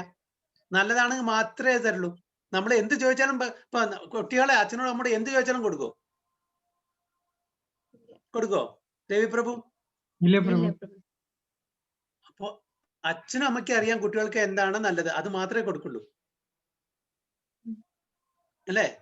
അതേപോലെ ഭഗവാൻ അറിയാം നമുക്ക് എന്താ നമ്മളുടെ ആത്മീയ ഉന്നമനത്തിന് എന്താണ് ആവശ്യം, അത് മാത്രം അവിടെയും. അപ്പൊ നമുക്ക് അവിടെ റിസ്ക് ഇല്ല ഭഗവാനോട് ചോദിച്ചാൽ. ഭഗവാൻ അതിനെ ഡിസ്ക്രിമിനേറ്റ് ചെയ്ത് വേണ്ടത് മാത്രം തരുന്നു. നേരെ മറിച്ച് പൈസ, ഞാൻ എപ്പോഴും പറയുന്ന പോലെ പൈസ എടുത്തിട്ട് ഷോപ്പ് കീപ്പറുടെ അടുത്ത് പോയാൽ സിഗരറ്റ് വേണം ചോദിച്ചാൽ തരും, ഓക്കെ, മധുരപലഹാരം വേണം ചോദിച്ചാൽ തരും, ബാക്കി ഏത് ഗ്രോസറി ഐറ്റംസ് ചോദിച്ചാൽ തരും, അല്ലെ? ഈ കുട്ടികളത് എങ്ങനെ ഉപകരിക്കും എന്ന് അറിയാൻ പറ്റില്ല. അപ്പൊ അവരുടെ എന്താണ്, അവർക്ക് പൈസ കിട്ടണം. ഗ്രോസറിക്കാരന്, ഷോപ്പ് ഉടമകൾക്ക് അവർ നോക്കില്ലേ ഇത് ഓക്കെ സിഗരറ്റ് കൊടുത്താൽ ഈ കുട്ടിക്ക് നല്ലതല്ല, അവര് ദുരുപയോഗിക്കും, അവരുടെ ഹെൽത്തിനെ ബാധിക്കും, അവരുടെ മനസ്സിനെ ബാധിക്കും, അവർ ചിന്തിക്കോ? ഒരു കടക്കാരൻ ചിന്തിക്കില്ലല്ലോ. അവരെങ്ങനെ പ്രീതിപ്പെടുന്ന പൈസ കൊടുത്തിട്ട്. അതേപോലെ അന്യദേവതമാരും അതേപോലെയാണ്.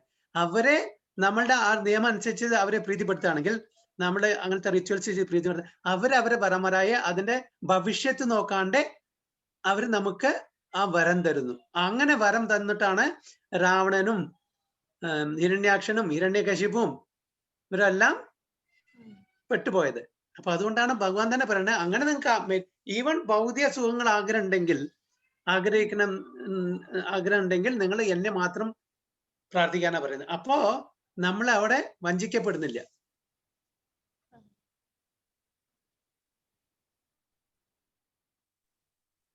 ക്ലിയർ ആയോ?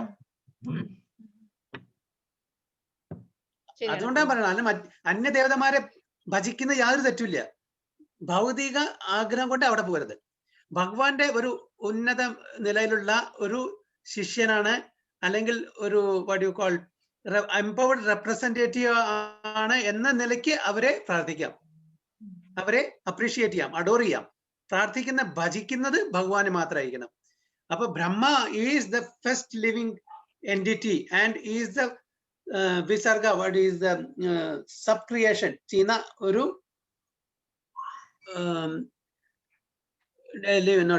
ഡെമിഗോഡാണെന്ന് നമുക്ക് അറിയണം. അപ്പൊ ആ തലത്തിലിരുന്ന് നമ്മൾ അവരെ അഡോർ ചെയ്യണം, അപ്രീഷിയേറ്റ് ചെയ്യണം. വേർഷിപ്പബിൾ, ഭജിക്കാന്ന് വന്ന് ഭഗവാനെ മാത്രം. ഇവരെല്ലാം എക്സോൾട്ടഡ് ഡിവോട്ടീസ് ആണ്. അപ്പൊ അതുകൊണ്ട് അവരെ ആ തരത്തില് കേൾക്കുന്നുണ്ടോ? കേട്ടോ? ബ്രേക്ക് ആവുന്നുണ്ട് പ്രഭുജി. ബ്രേക്ക് ആയോ? ബ്രേക്ക് ആവുന്നു. ഓക്കെ. അപ്പൊ നമ്മൾ ഒരു ഉറുമ്പിനും കൂടി നിന്ദിക്കാൻ പാടില്ല. ഹരിബോൾ. അതെ പ്രഭു, കേൾക്കുന്നു. കേൾപ്പോഴോ? കേൾക്കുന്നുണ്ട്. അപ്പൊ നമ്മൾ ഒരാളെയും നിന്ദിക്കാൻ പാടില്ല, ഒരാളെയും നിന്ദിക്കാൻ പാടില്ല. എല്ലാം ഭഗവാന്റെ കോൺഫിഡൻഷ്യൽ എക്സോൾട്ടഡ് ഡിവോട്ടീസ് ആണ്. അപ്പൊ അവരെ ആ റിലേഷൻ വെച്ച് നമ്മൾ കാണണം. പക്ഷെ ഭഗവാനായിട്ട് മാത്രം കാണാൻ പാടുള്ളൂ, വേറെ ആരും പാടില്ല. ഭഗവാന്റെ ആ പൊസിഷനിലേക്ക് ഒരാളെയും നിയമിക്കാൻ പാടില്ല. നമ്മുടെ ശിവനും ഭഗവാനാണ്, ബ്രഹ്മാവും ഭഗവാനാണ്, ഗണപതിയും ഭഗവാൻ എന്ന് പറഞ്ഞാൽ അത് ഒന്നില്ലെങ്കിൽ അത് മായാവാദ ഫിലോസഫി, അല്ലെങ്കിൽ even to the extent it is നിരീശ്വരവാദമായിട്ട് മാറും. അപ്പൊ അതാണ് ഭഗവാൻ പറയുന്നത്. അപ്പോ ആർക്ക് ബുദ്ധി ഇല്ലയോ അവരാണ് അങ്ങനെ ഭൗതിക ആഗ്രഹങ്ങളും ഇച്ഛകളും കൊണ്ട് അന്യദേവതമാരെ സമീപിക്കുന്നത് പറയുന്നത്.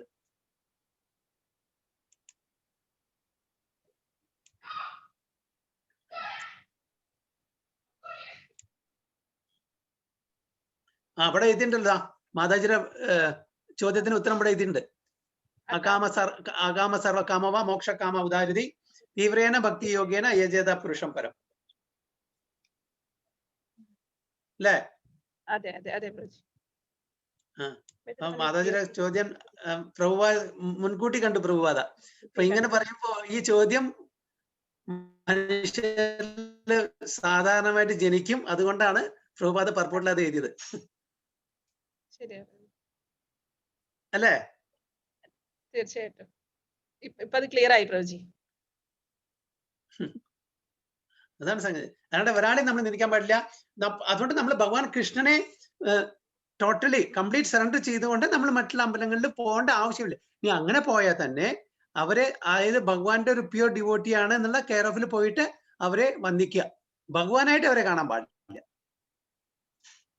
ഇപ്പൊ ചൈതന്യ മഹാപ്രഭു, ലോർഡ് റാം ഇവരെല്ലാം ശിവ ടെമ്പിളിൽ പോയിട്ട് പ്രാർത്ഥിച്ചിട്ടുണ്ട്. എന്താണ്? അപ്പൊ അതേപോലെ നമുക്കും പോയി പ്രാർത്ഥിക്കാം പരം വൈഷ്ണവനായിട്ട് അവരെ പ്രാർത്ഥിച്ചിരിക്കുന്നത്. അപ്പോഴേ ഇത് മറ്റുള്ള ഭഗവത്ഗീത ട്രാൻസ്ലേറ്റ് ചെയ്യുന്നവർ ഇവിടെയൊക്കെ എങ്ങനെ വ്യാഖ്യാനിക്കുക പ്രഭുജി? അത് അവരുടെ ഇമ്പേഴ്സണൽ ഇതില് വ്യാഖ്യാനിക്കും. അപ്പൊ ഇതിന്റെ തന്നെ ഈ ശ്ലോകത്തിന്റെ 2 ശ്ലോകം നമ്മൾ വായിച്ചില്ല. 2 ശ്ലോകത്തിന്റെ അർത്ഥം ചിന്മയ മിഷന്റെ അല്ലെങ്കിൽ വേറെ എല്ലാം ഭഗവത്ഗീതയിൽ വായിച്ചു നോക്കൂ, ടോട്ടലി ഡിഫറെന്റ് ആയിരിക്കും. അപ്പൊ അങ്ങനെയുള്ളവർ അതെല്ലാം അക്സെപ്റ്റ് ചെയ്യണോ? അത് വായിക്കുന്നവര് ഇത് കണ്ടില്ലേ എന്ന് പറയും. അത് വായിക്കുന്നവര് പറയുന്നത് ഇത് കണ്ടില്ലേ എന്ന് പറയും. അല്ല, പക്ഷെ നമുക്ക് അത് വേണ്ട. നമുക്ക് ഒന്നും നമ്മൾ ട്രാൻസ്ലേഷൻ നോക്കണ്ട. ഈ വെറും ശ്ലോകം വായിച്ച് നമുക്ക് മനസ്സിലാക്കാൻ പറ്റുന്ന അർത്ഥമാക്കി അത് വളരെ ക്ലിയർ ആയല്ലോ. ഇപ്പൊ സർവധർമാൻ പരിത്യജ്യ മാമേകം ശരണം രജ എന്ന് പറഞ്ഞാൽ നമുക്ക് ട്രാൻസ്ലേഷൻ ഇല്ലാണ്ട് നമുക്ക് എന്താ മനസ്സിലാവാൻ പറ്റുന്നത്? ട്രാൻസ്ലേഷൻ വായിക്കണ്ട. ഒരാളുടെ ട്രാൻസ്ലേഷൻ വായിക്കണ്ട. കുറച്ച് ഭാഗം എന്താ മനസ്സിലാക്കുക? സർവധർമ്മൻ പരിത്യജ്യ മാം ഏകം ശരണം രജ. എന്താ നമ്മൾ മനസ്സിലാക്കുക? മലയാളം സംസ്കൃതമായിട്ട് വലിയ വ്യത്യാസമില്ല. സംസ്കൃതത്തിൽ എല്ലാം മലയാളം. അപ്പൊ നമ്മൾ എന്താ മനസ്സിലാക്കുക? എല്ലാ ധർമ്മങ്ങളും പരിത്യജിച്ച് എന്നെ മാത്രം ശരണം പ്രാപിക്കൂ. അത് ആരാ പറയുന്നത്? ഭഗവാൻ അല്ലെ? അപ്പൊ നമ്മള് ആ കൃഷ്ണ ഭഗവാനെ ഒഴിച്ചിട്ട് ബാക്കി എല്ലാവരും സമർപ്പണം ചെയ്യാൻ പറഞ്ഞത് ശരിയാണോ തെറ്റാണോ? പക്ഷെ പ്രഭുജി അവരുടെയൊക്കെ ഭഗവത്ഗീതയിൽ തുടങ്ങുന്നതേ അതില് കൃഷ്ണൻ പറയുന്ന പോലെ അല്ലല്ലോ പ്രഭുജി. പരമാത്മാവ്.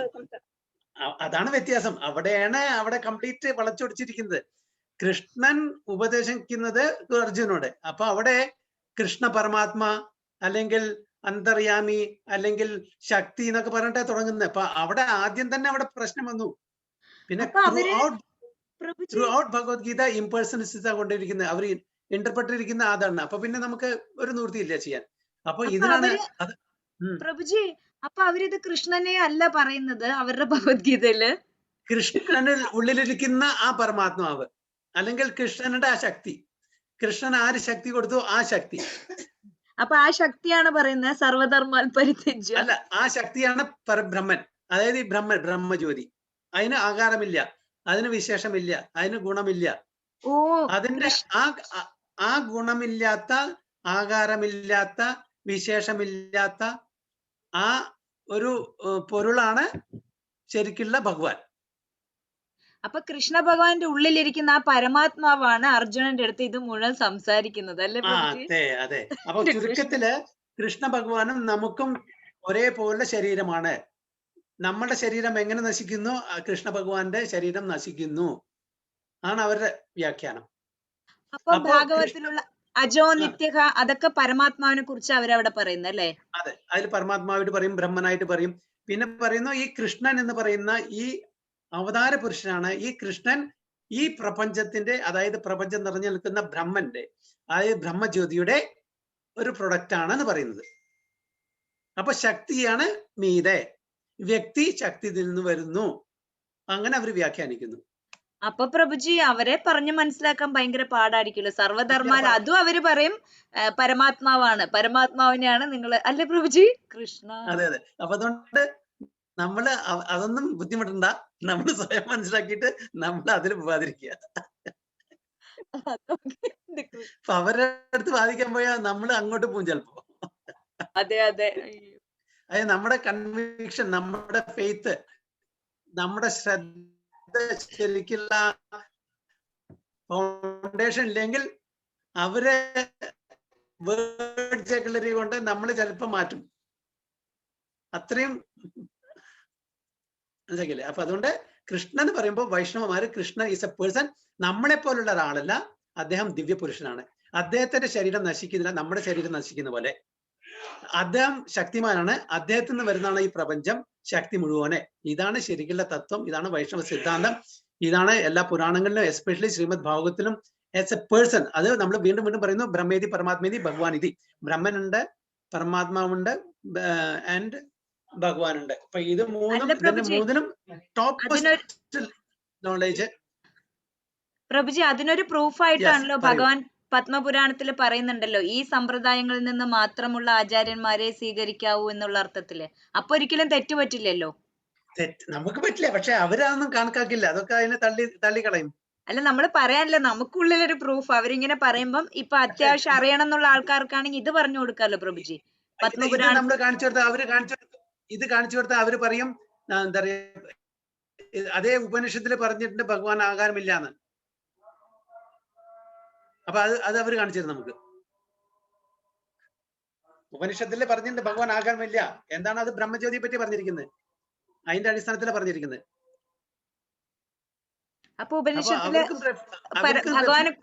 ഭഗവാനെ കുറിച്ചും പറഞ്ഞിട്ടുണ്ടല്ലോ ഉപനിഷത്തില്. ഉണ്ട്, പറഞ്ഞിട്ടുണ്ട്. പക്ഷെ അതൊന്നും കാര്യമില്ല. അവർക്ക് ഫേവറബിൾ ആയിട്ടുള്ള മാത്രമേ എടുക്കുള്ളൂ. പിന്നെ ഈവൻ പത്മപുരാണത്തില് ഭഗവാൻ ശിവൻ പാർവതിയോട് പറയുന്നുണ്ടല്ലോ, മായാവാദം അശാസ്ത്രം. ഈ മായാവാദം എന്നെ പ്രചരിപ്പിക്കാൻ പറഞ്ഞിരിക്കുന്നത് ഭഗവാൻ വിഷ്ണുവാണ്. അത് അശത് ശാസ്ത്രം എന്ന് പറഞ്ഞിട്ടുണ്ട്. സത്ത് എന്ന് പറഞ്ഞാൽ എന്താണ്, അസത്ത് പറഞ്ഞാൽ നമുക്കറിയാം ഇല്ലേ? ആ സത് ശാസ്ത്രം അത് ശരിക്കുള്ള ശാസ്ത്രമല്ല. പക്ഷെ എന്നോട് പറഞ്ഞിരിക്കുന്ന ആ ഇൻസ്ട്രക്ഷൻ, നിർദ്ദേശം ഞാൻ പ്രചരിപ്പിക്കുന്നു മാത്രമേ ഉള്ളൂ. പക്ഷെ എനിക്കറിയാം നാരായണനാണ് പര. ശങ്കരാചാര്യ പറയുന്നുണ്ട് നാരായണ പര, ഈസ് ദ പരം. അതിലും മീതൊരാളില്ല.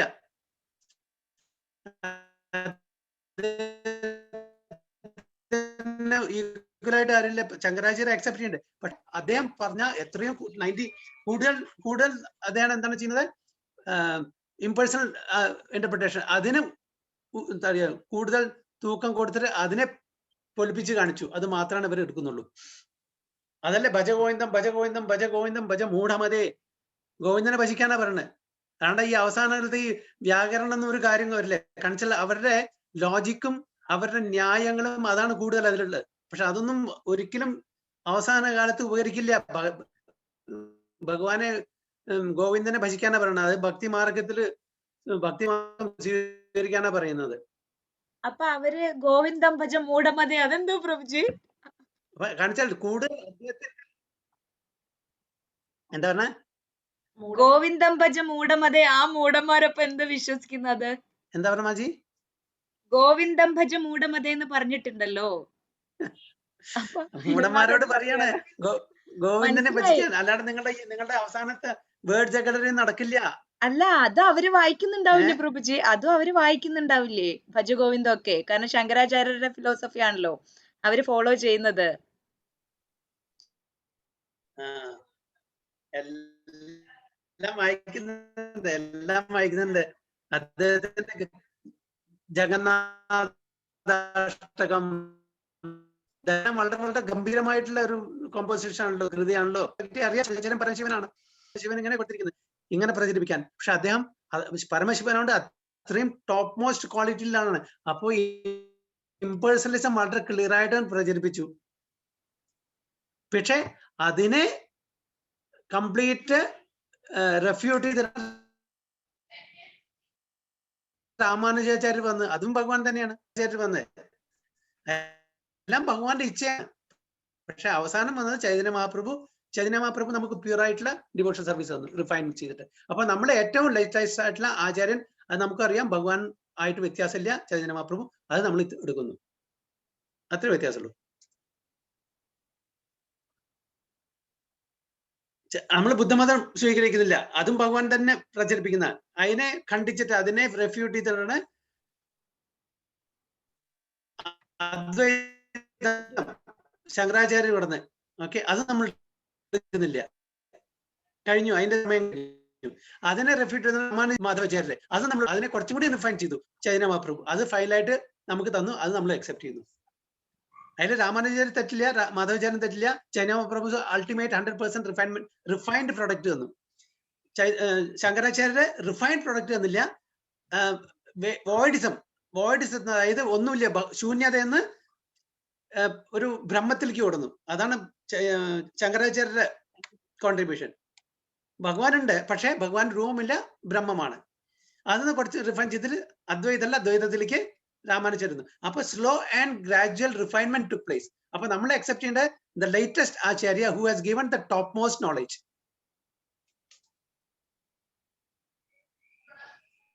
ഈ നോളജ് എത്ര കാലം ഉണ്ടാവും പ്രഭുജി? ക്ലിയർ ആണോ? 10,000 years.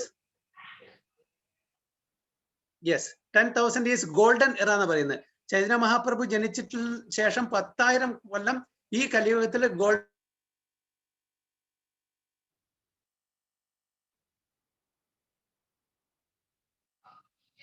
പ്രഭുജി ഒന്നും കേൾക്കുന്നില്ല, കംപ്ലീറ്റ് ഇന്ന് പോയി.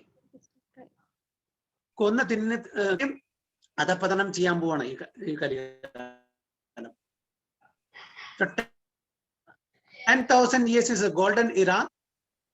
പ്രഭുപാദി പറഞ്ഞിട്ട് my books will be there for 10,000 years from the advent of Chaitanya Mahaprabhu. This Hare Krishna Mahamantra will be very very potent. അത് കഴിഞ്ഞാൽ ഈവൻ ഹരേ കൃഷ്ണ മന്ത്രം അതും കൂടി ആൾക്കാർക്കൊന്നും ഓർമ്മ ഉണ്ടാവില്ല, എന്ന് ചെയ്യൂല. അന്യോന്യം കുത്തും കൊലയും നടത്ത്, ഭക്ഷണ ഗെയിൻ ഉണ്ടാവില്ല, വെള്ളം ഉണ്ടാവില്ല, വായു ശരിക്കും ശ്വസിക്കാൻ ഉണ്ടാവില്ല. ഇപ്പൊ തന്നെ അത് കാണാൻ തുടങ്ങിയില്ല നമുക്ക്. എന്തിനാ 10,000 കൊല്ലം നിൽക്കുന്ന? അപ്പോ പതുക്കെ അധോഗതം മാത്രം, അധോഗതി മാത്രം കൊണ്ടിരിക്കുകയാണ്. അപ്പോൾ അറിയാൻ പറഞ്ഞിട്ടുണ്ട്, we have the right philosophy, we have the right what you call personalities, saintly personalities, acharyas, we have the right book, everything here, just follow it. അത് അവരെന്ത് വിചാരിക്കും, വിവരെന്ത് വിചാരിക്കും, അവരെന്ത് അങ്ങനെ തെറ്റിദ്ധരിക്കുന്നത്, അതൊന്നും ആലോചിക്കേണ്ട. നമുക്കൊന്നറിയാം, നമ്മൾ പിന്തുടരുന്ന പാത ക്ലിയർ ആണ്, വഴിയിലെ കല്ലും മുള്ളൊന്നുമില്ല, സുഖമായിട്ട് പോവാം, പെട്ടെന്ന് എത്തും ചെയ്യും. മറ്റേ പാതയിലൂടെ സഞ്ചരിച്ചാൽ എത്തില്ല എന്ന് പറയില്ല, ഒരുപാട് ബുദ്ധിമുട്ടായിരിക്കും. തിരിച്ച് നമ്മുടെ മാർഗത്തിൽ കൂടെ തന്നെ വരേണ്ടി വരും അവര്.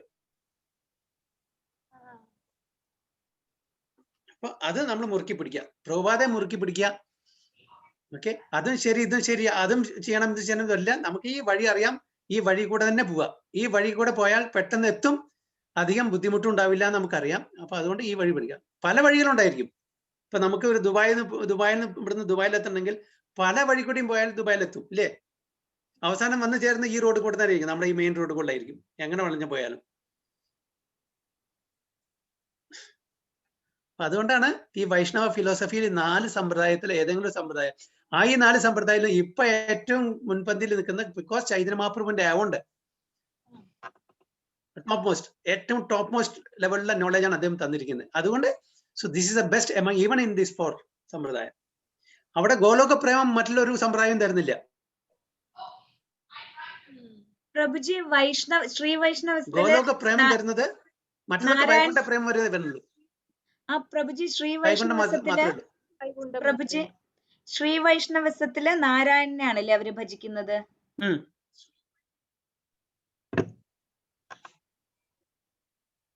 അതെ, വൈകുണ്ഠം വരെ ഉള്ളൂ അവരുടെ പോക്ക്. അതിന്റെ മുകളിലെ ഗോലോകത്തിൽ കൊണ്ടെത്തിക്കുന്നതാണ് ചൈതന്യമാവ്. അത് ഈ കൽപ്പത്തില് ഈ സമയത്ത് മാത്രമേ ഉള്ളൂ. ഇനി ഈ ഭാഗ്യം നമുക്ക് കിട്ടുന്നത് അടുത്ത കൽപ്പത്തിലേ കിട്ടുള്ളൂ. അടുത്ത കൽപ്പത്തില് ചൈതന്യ മഹാപ്രഭു വരുമ്പോഴേ ഈ ഭാഗ്യം നമുക്ക് കിട്ടുള്ളൂ.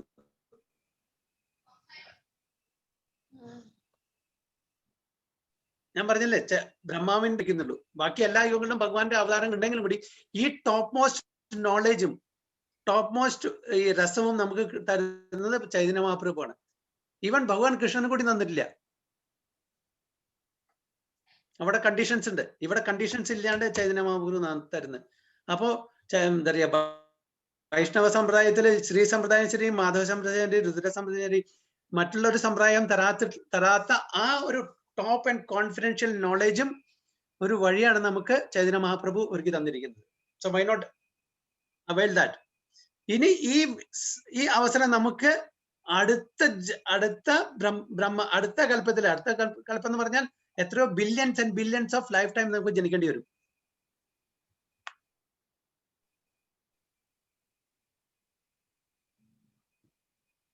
അതോ സ്റ്റില്ലായോ? കേൾക്കുന്നുണ്ട് പ്രഭുജി, പക്ഷെ കൊറേ സ്റ്റില്ലാണ്. ഹരിബോൾ ഫിലോസഫി മനസ്സിലാക്കി എന്താ വ്യത്യാസം എന്ന്, അതാണ് മെയിനായിട്ട് നമുക്ക് മനസ്സിലാക്കേണ്ടത്. എന്താണ് why we are in this path, നമുക്ക് ആ ക്ലാരിറ്റിയും ആ ഒരു ശ്രദ്ധയും ആ ഒരു കൺവിക്ഷൻ ഉണ്ടെങ്കിൽ പിന്നെ ഒരിക്കലും ഒരു പ്രശ്നമില്ല. അപ്പൊ അവിടെ എന്താ ഇങ്ങനെ, ഇവിടെ എന്താ ഇങ്ങനെ, എന്തുകൊണ്ടാണ് അവർ അങ്ങനെ ചെയ്യുന്നത്, ഇവരെങ്ങനെ ചെയ്യുന്നത്, ആ പ്രശ്നം വരുന്നില്ല. നമുക്ക് ഇതിന്റെ ഫിലോസഫി ഒരു ക്ലാരിറ്റി വരിക, അതിൽ കൺവിക്ഷൻ ഉണ്ടായിരിക്കുക. അതിനാണ് ഇത്രയും പാടുപെട്ടത്. അല്ല, ആരുടെ അടുത്തെങ്കിലും അത്യാവശ്യം പറഞ്ഞു കൊടുക്കണില്ലേ, അതിനാണ് ചോദിക്കുന്നത്. തീർച്ചയായിട്ടും നല്ല കാര്യങ്ങളാണ്.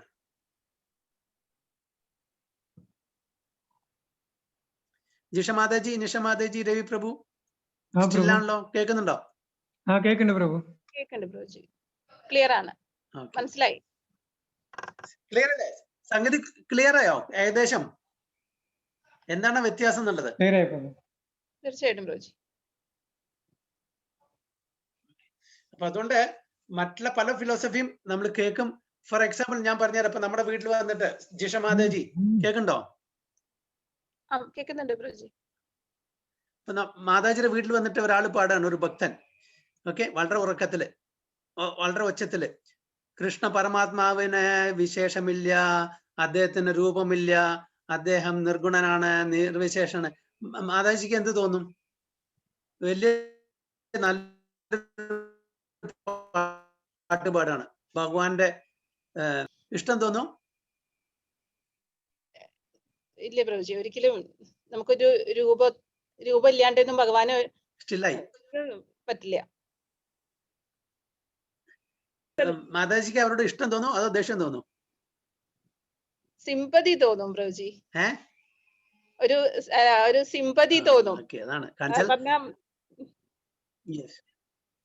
അല്ലെങ്കിൽ പറയാണ്, അല്ലെങ്കിൽ ഒരു പാട്ട് പാടാണ്, ഞാനും ഭഗവാനുമായിട്ട് യാതൊരു അന്തരവുമില്ല, ഞാനും ഭഗവാനാണ്, നീയും ഭഗവാനാണ്, ഓക്കെ, എല്ലാവരും ഭഗവാനാണ്, അങ്ങനെ ഒരു പാട്ട് പാടുകയാണെങ്കിൽ എന്ത് തോന്നും? ഉൾക്കൊള്ളാൻ പറ്റുമോ? ഇല്ല, ഒരു മനസ്സിലാക്കാണ്ട വിഡിത്തം പറയാനോ തോന്നും. അതാ പറയുന്നത്. അല്ല, എനിക്കൊരു അനുഭവം ഉണ്ടായിന്ന് പറഞ്ഞില്ലേ, ഒരു ചേച്ചിയായിട്ട് ഞാനിങ്ങനെ കൊറേ നാള് സംസാരിച്ചു. ചേച്ചി ഇങ്ങനെ നമ്മൾ എന്ത് പറയാൻ കറക്റ്റ് ആണ്, പുള്ളിക്കാരി പലതൊന്നും കേട്ടിരിക്കുന്ന കാരണേ. എന്നിട്ട് ഇപ്പോഴാണ് കുറെ ആയിട്ട് കൺവിൻസ് ആയപ്പോ ഇപ്പൊ പറയാണ് ഇതിന്ന് കിട്ടുന്ന ഒരു സുഖം ഫസ്റ്റ് വിശ്വസിക്കാറില്ല. അപ്പൊ ഞാൻ പതുക്കെ പറഞ്ഞു കൊടുക്കും. അപ്പം നമ്മള് പറയുന്നതിന് മുമ്പ് അവിടെ നിന്ന് ഇങ്ങോട്ട് പറയുമായിരുന്നു.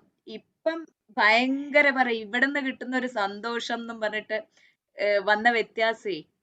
പക്ഷെ ഒരുവിധം ആരും അക്സെപ്റ്റ് ചെയ്യില്ല അതങ്ങോട്ട്. വേണ്ട, പേടിക്കേണ്ട. കാണിച്ചാൽ പ്രഭുപാദ പറഞ്ഞിട്ടുണ്ട്, ഒരു സ്വർണ്ണക്കടയിൽ പോയാൽ അവിടെ ആയിരക്കണക്കിന് കസ്റ്റമേഴ്സിനെ കാണും. ഓക്കെ, ഒരു ഡയമണ്ട് ഷോപ്പിൽ പോയാൽ വളരെ കുറച്ച് കസ്റ്റമർ കാണുള്ളൂ. അതേപോലെ വൈഷ്ണവ സമ്പ്രദായം, ഇസ്കോൺ, എല്ലാവരും ഇതിൽ വരണമെന്നില്ല, അതിന് സുഹൃതി വേണം.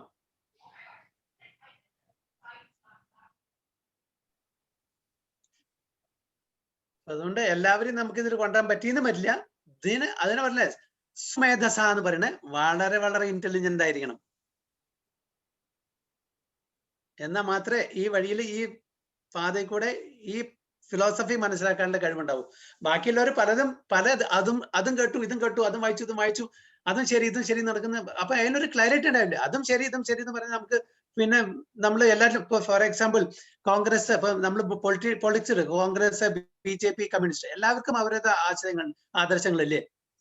എന്താണ് ഓരോരുത്തർ ഓരോ ഇതിൽ നിൽക്കുന്നത് കാണിച്ചാൽ അവർക്ക് അത് ബെസ്റ്റായി തോന്നിയോണ്ടല്ലേ. അത് ശരി ഇത് ശരി മറ്റൊന്ന് ശരി എന്ന് പറഞ്ഞ പിന്നെ ഒരു കാര്യമില്ലല്ലോ. അപ്പൊ നമുക്കറിയാം ഈ നമ്മൾ തുടരുന്ന ഈ പാത വളരെ നല്ലതാണ്, വളരെ ക്ലാരിറ്റിയോടുകൂടി നമ്മൾ മനസ്സിലാക്കിയിട്ട് തുടരുന്ന പാതയാണ്. അല്ലാണ്ട് വെറുതെ ബ്ലൈൻഡ്ലി അല്ല. മറ്റുള്ളവരൊക്കെ ഒന്ന് വായിച്ച് മനസ്സിലാക്കാണ്ട് അവിടുന്ന് ഇവിടുന്ന് പലതും കേട്ട്, അല്ലെങ്കിൽ അഥവാ പലരും വായിച്ചിട്ട് കൺഫ്യൂഷനായി. കാരണം എന്താ കൺഫ്യൂഷൻ? സ്വന്തം ഗ്രഹിക്കുകയാണ്, സ്വന്തം ബുദ്ധി വെച്ചിട്ടില്ല. മറ്റുള്ള ഗുരു അല്ലെങ്കിൽ മറ്റുള്ള ആചാര്യന്മാരുടെ എന്താ പറയാ വ്യാഖ്യാനങ്ങളോ അവരിന്ന് കിട്ടാതെ സ്വന്തം ഗ്രഹിച്ചിട്ട് അതെന്താണ് ശരിയെന്ന് വിചാരിച്ച് അങ്ങനെ ചില ആൾക്കാരുണ്ടാവും. അങ്ങനത്തെ ആൾക്കാർക്ക് ബുദ്ധിമുട്ടാണ്.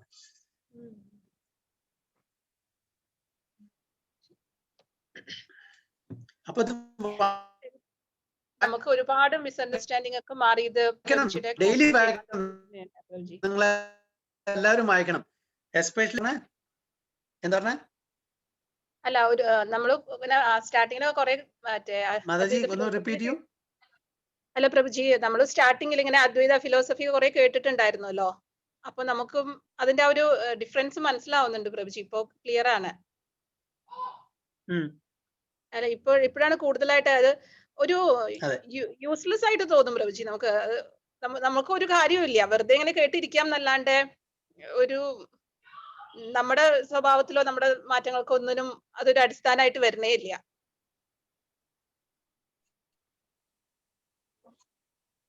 ശരിയാണത്. ഓക്കെ, 12:30 കഴിഞ്ഞു, നിർത്താം നമുക്ക്.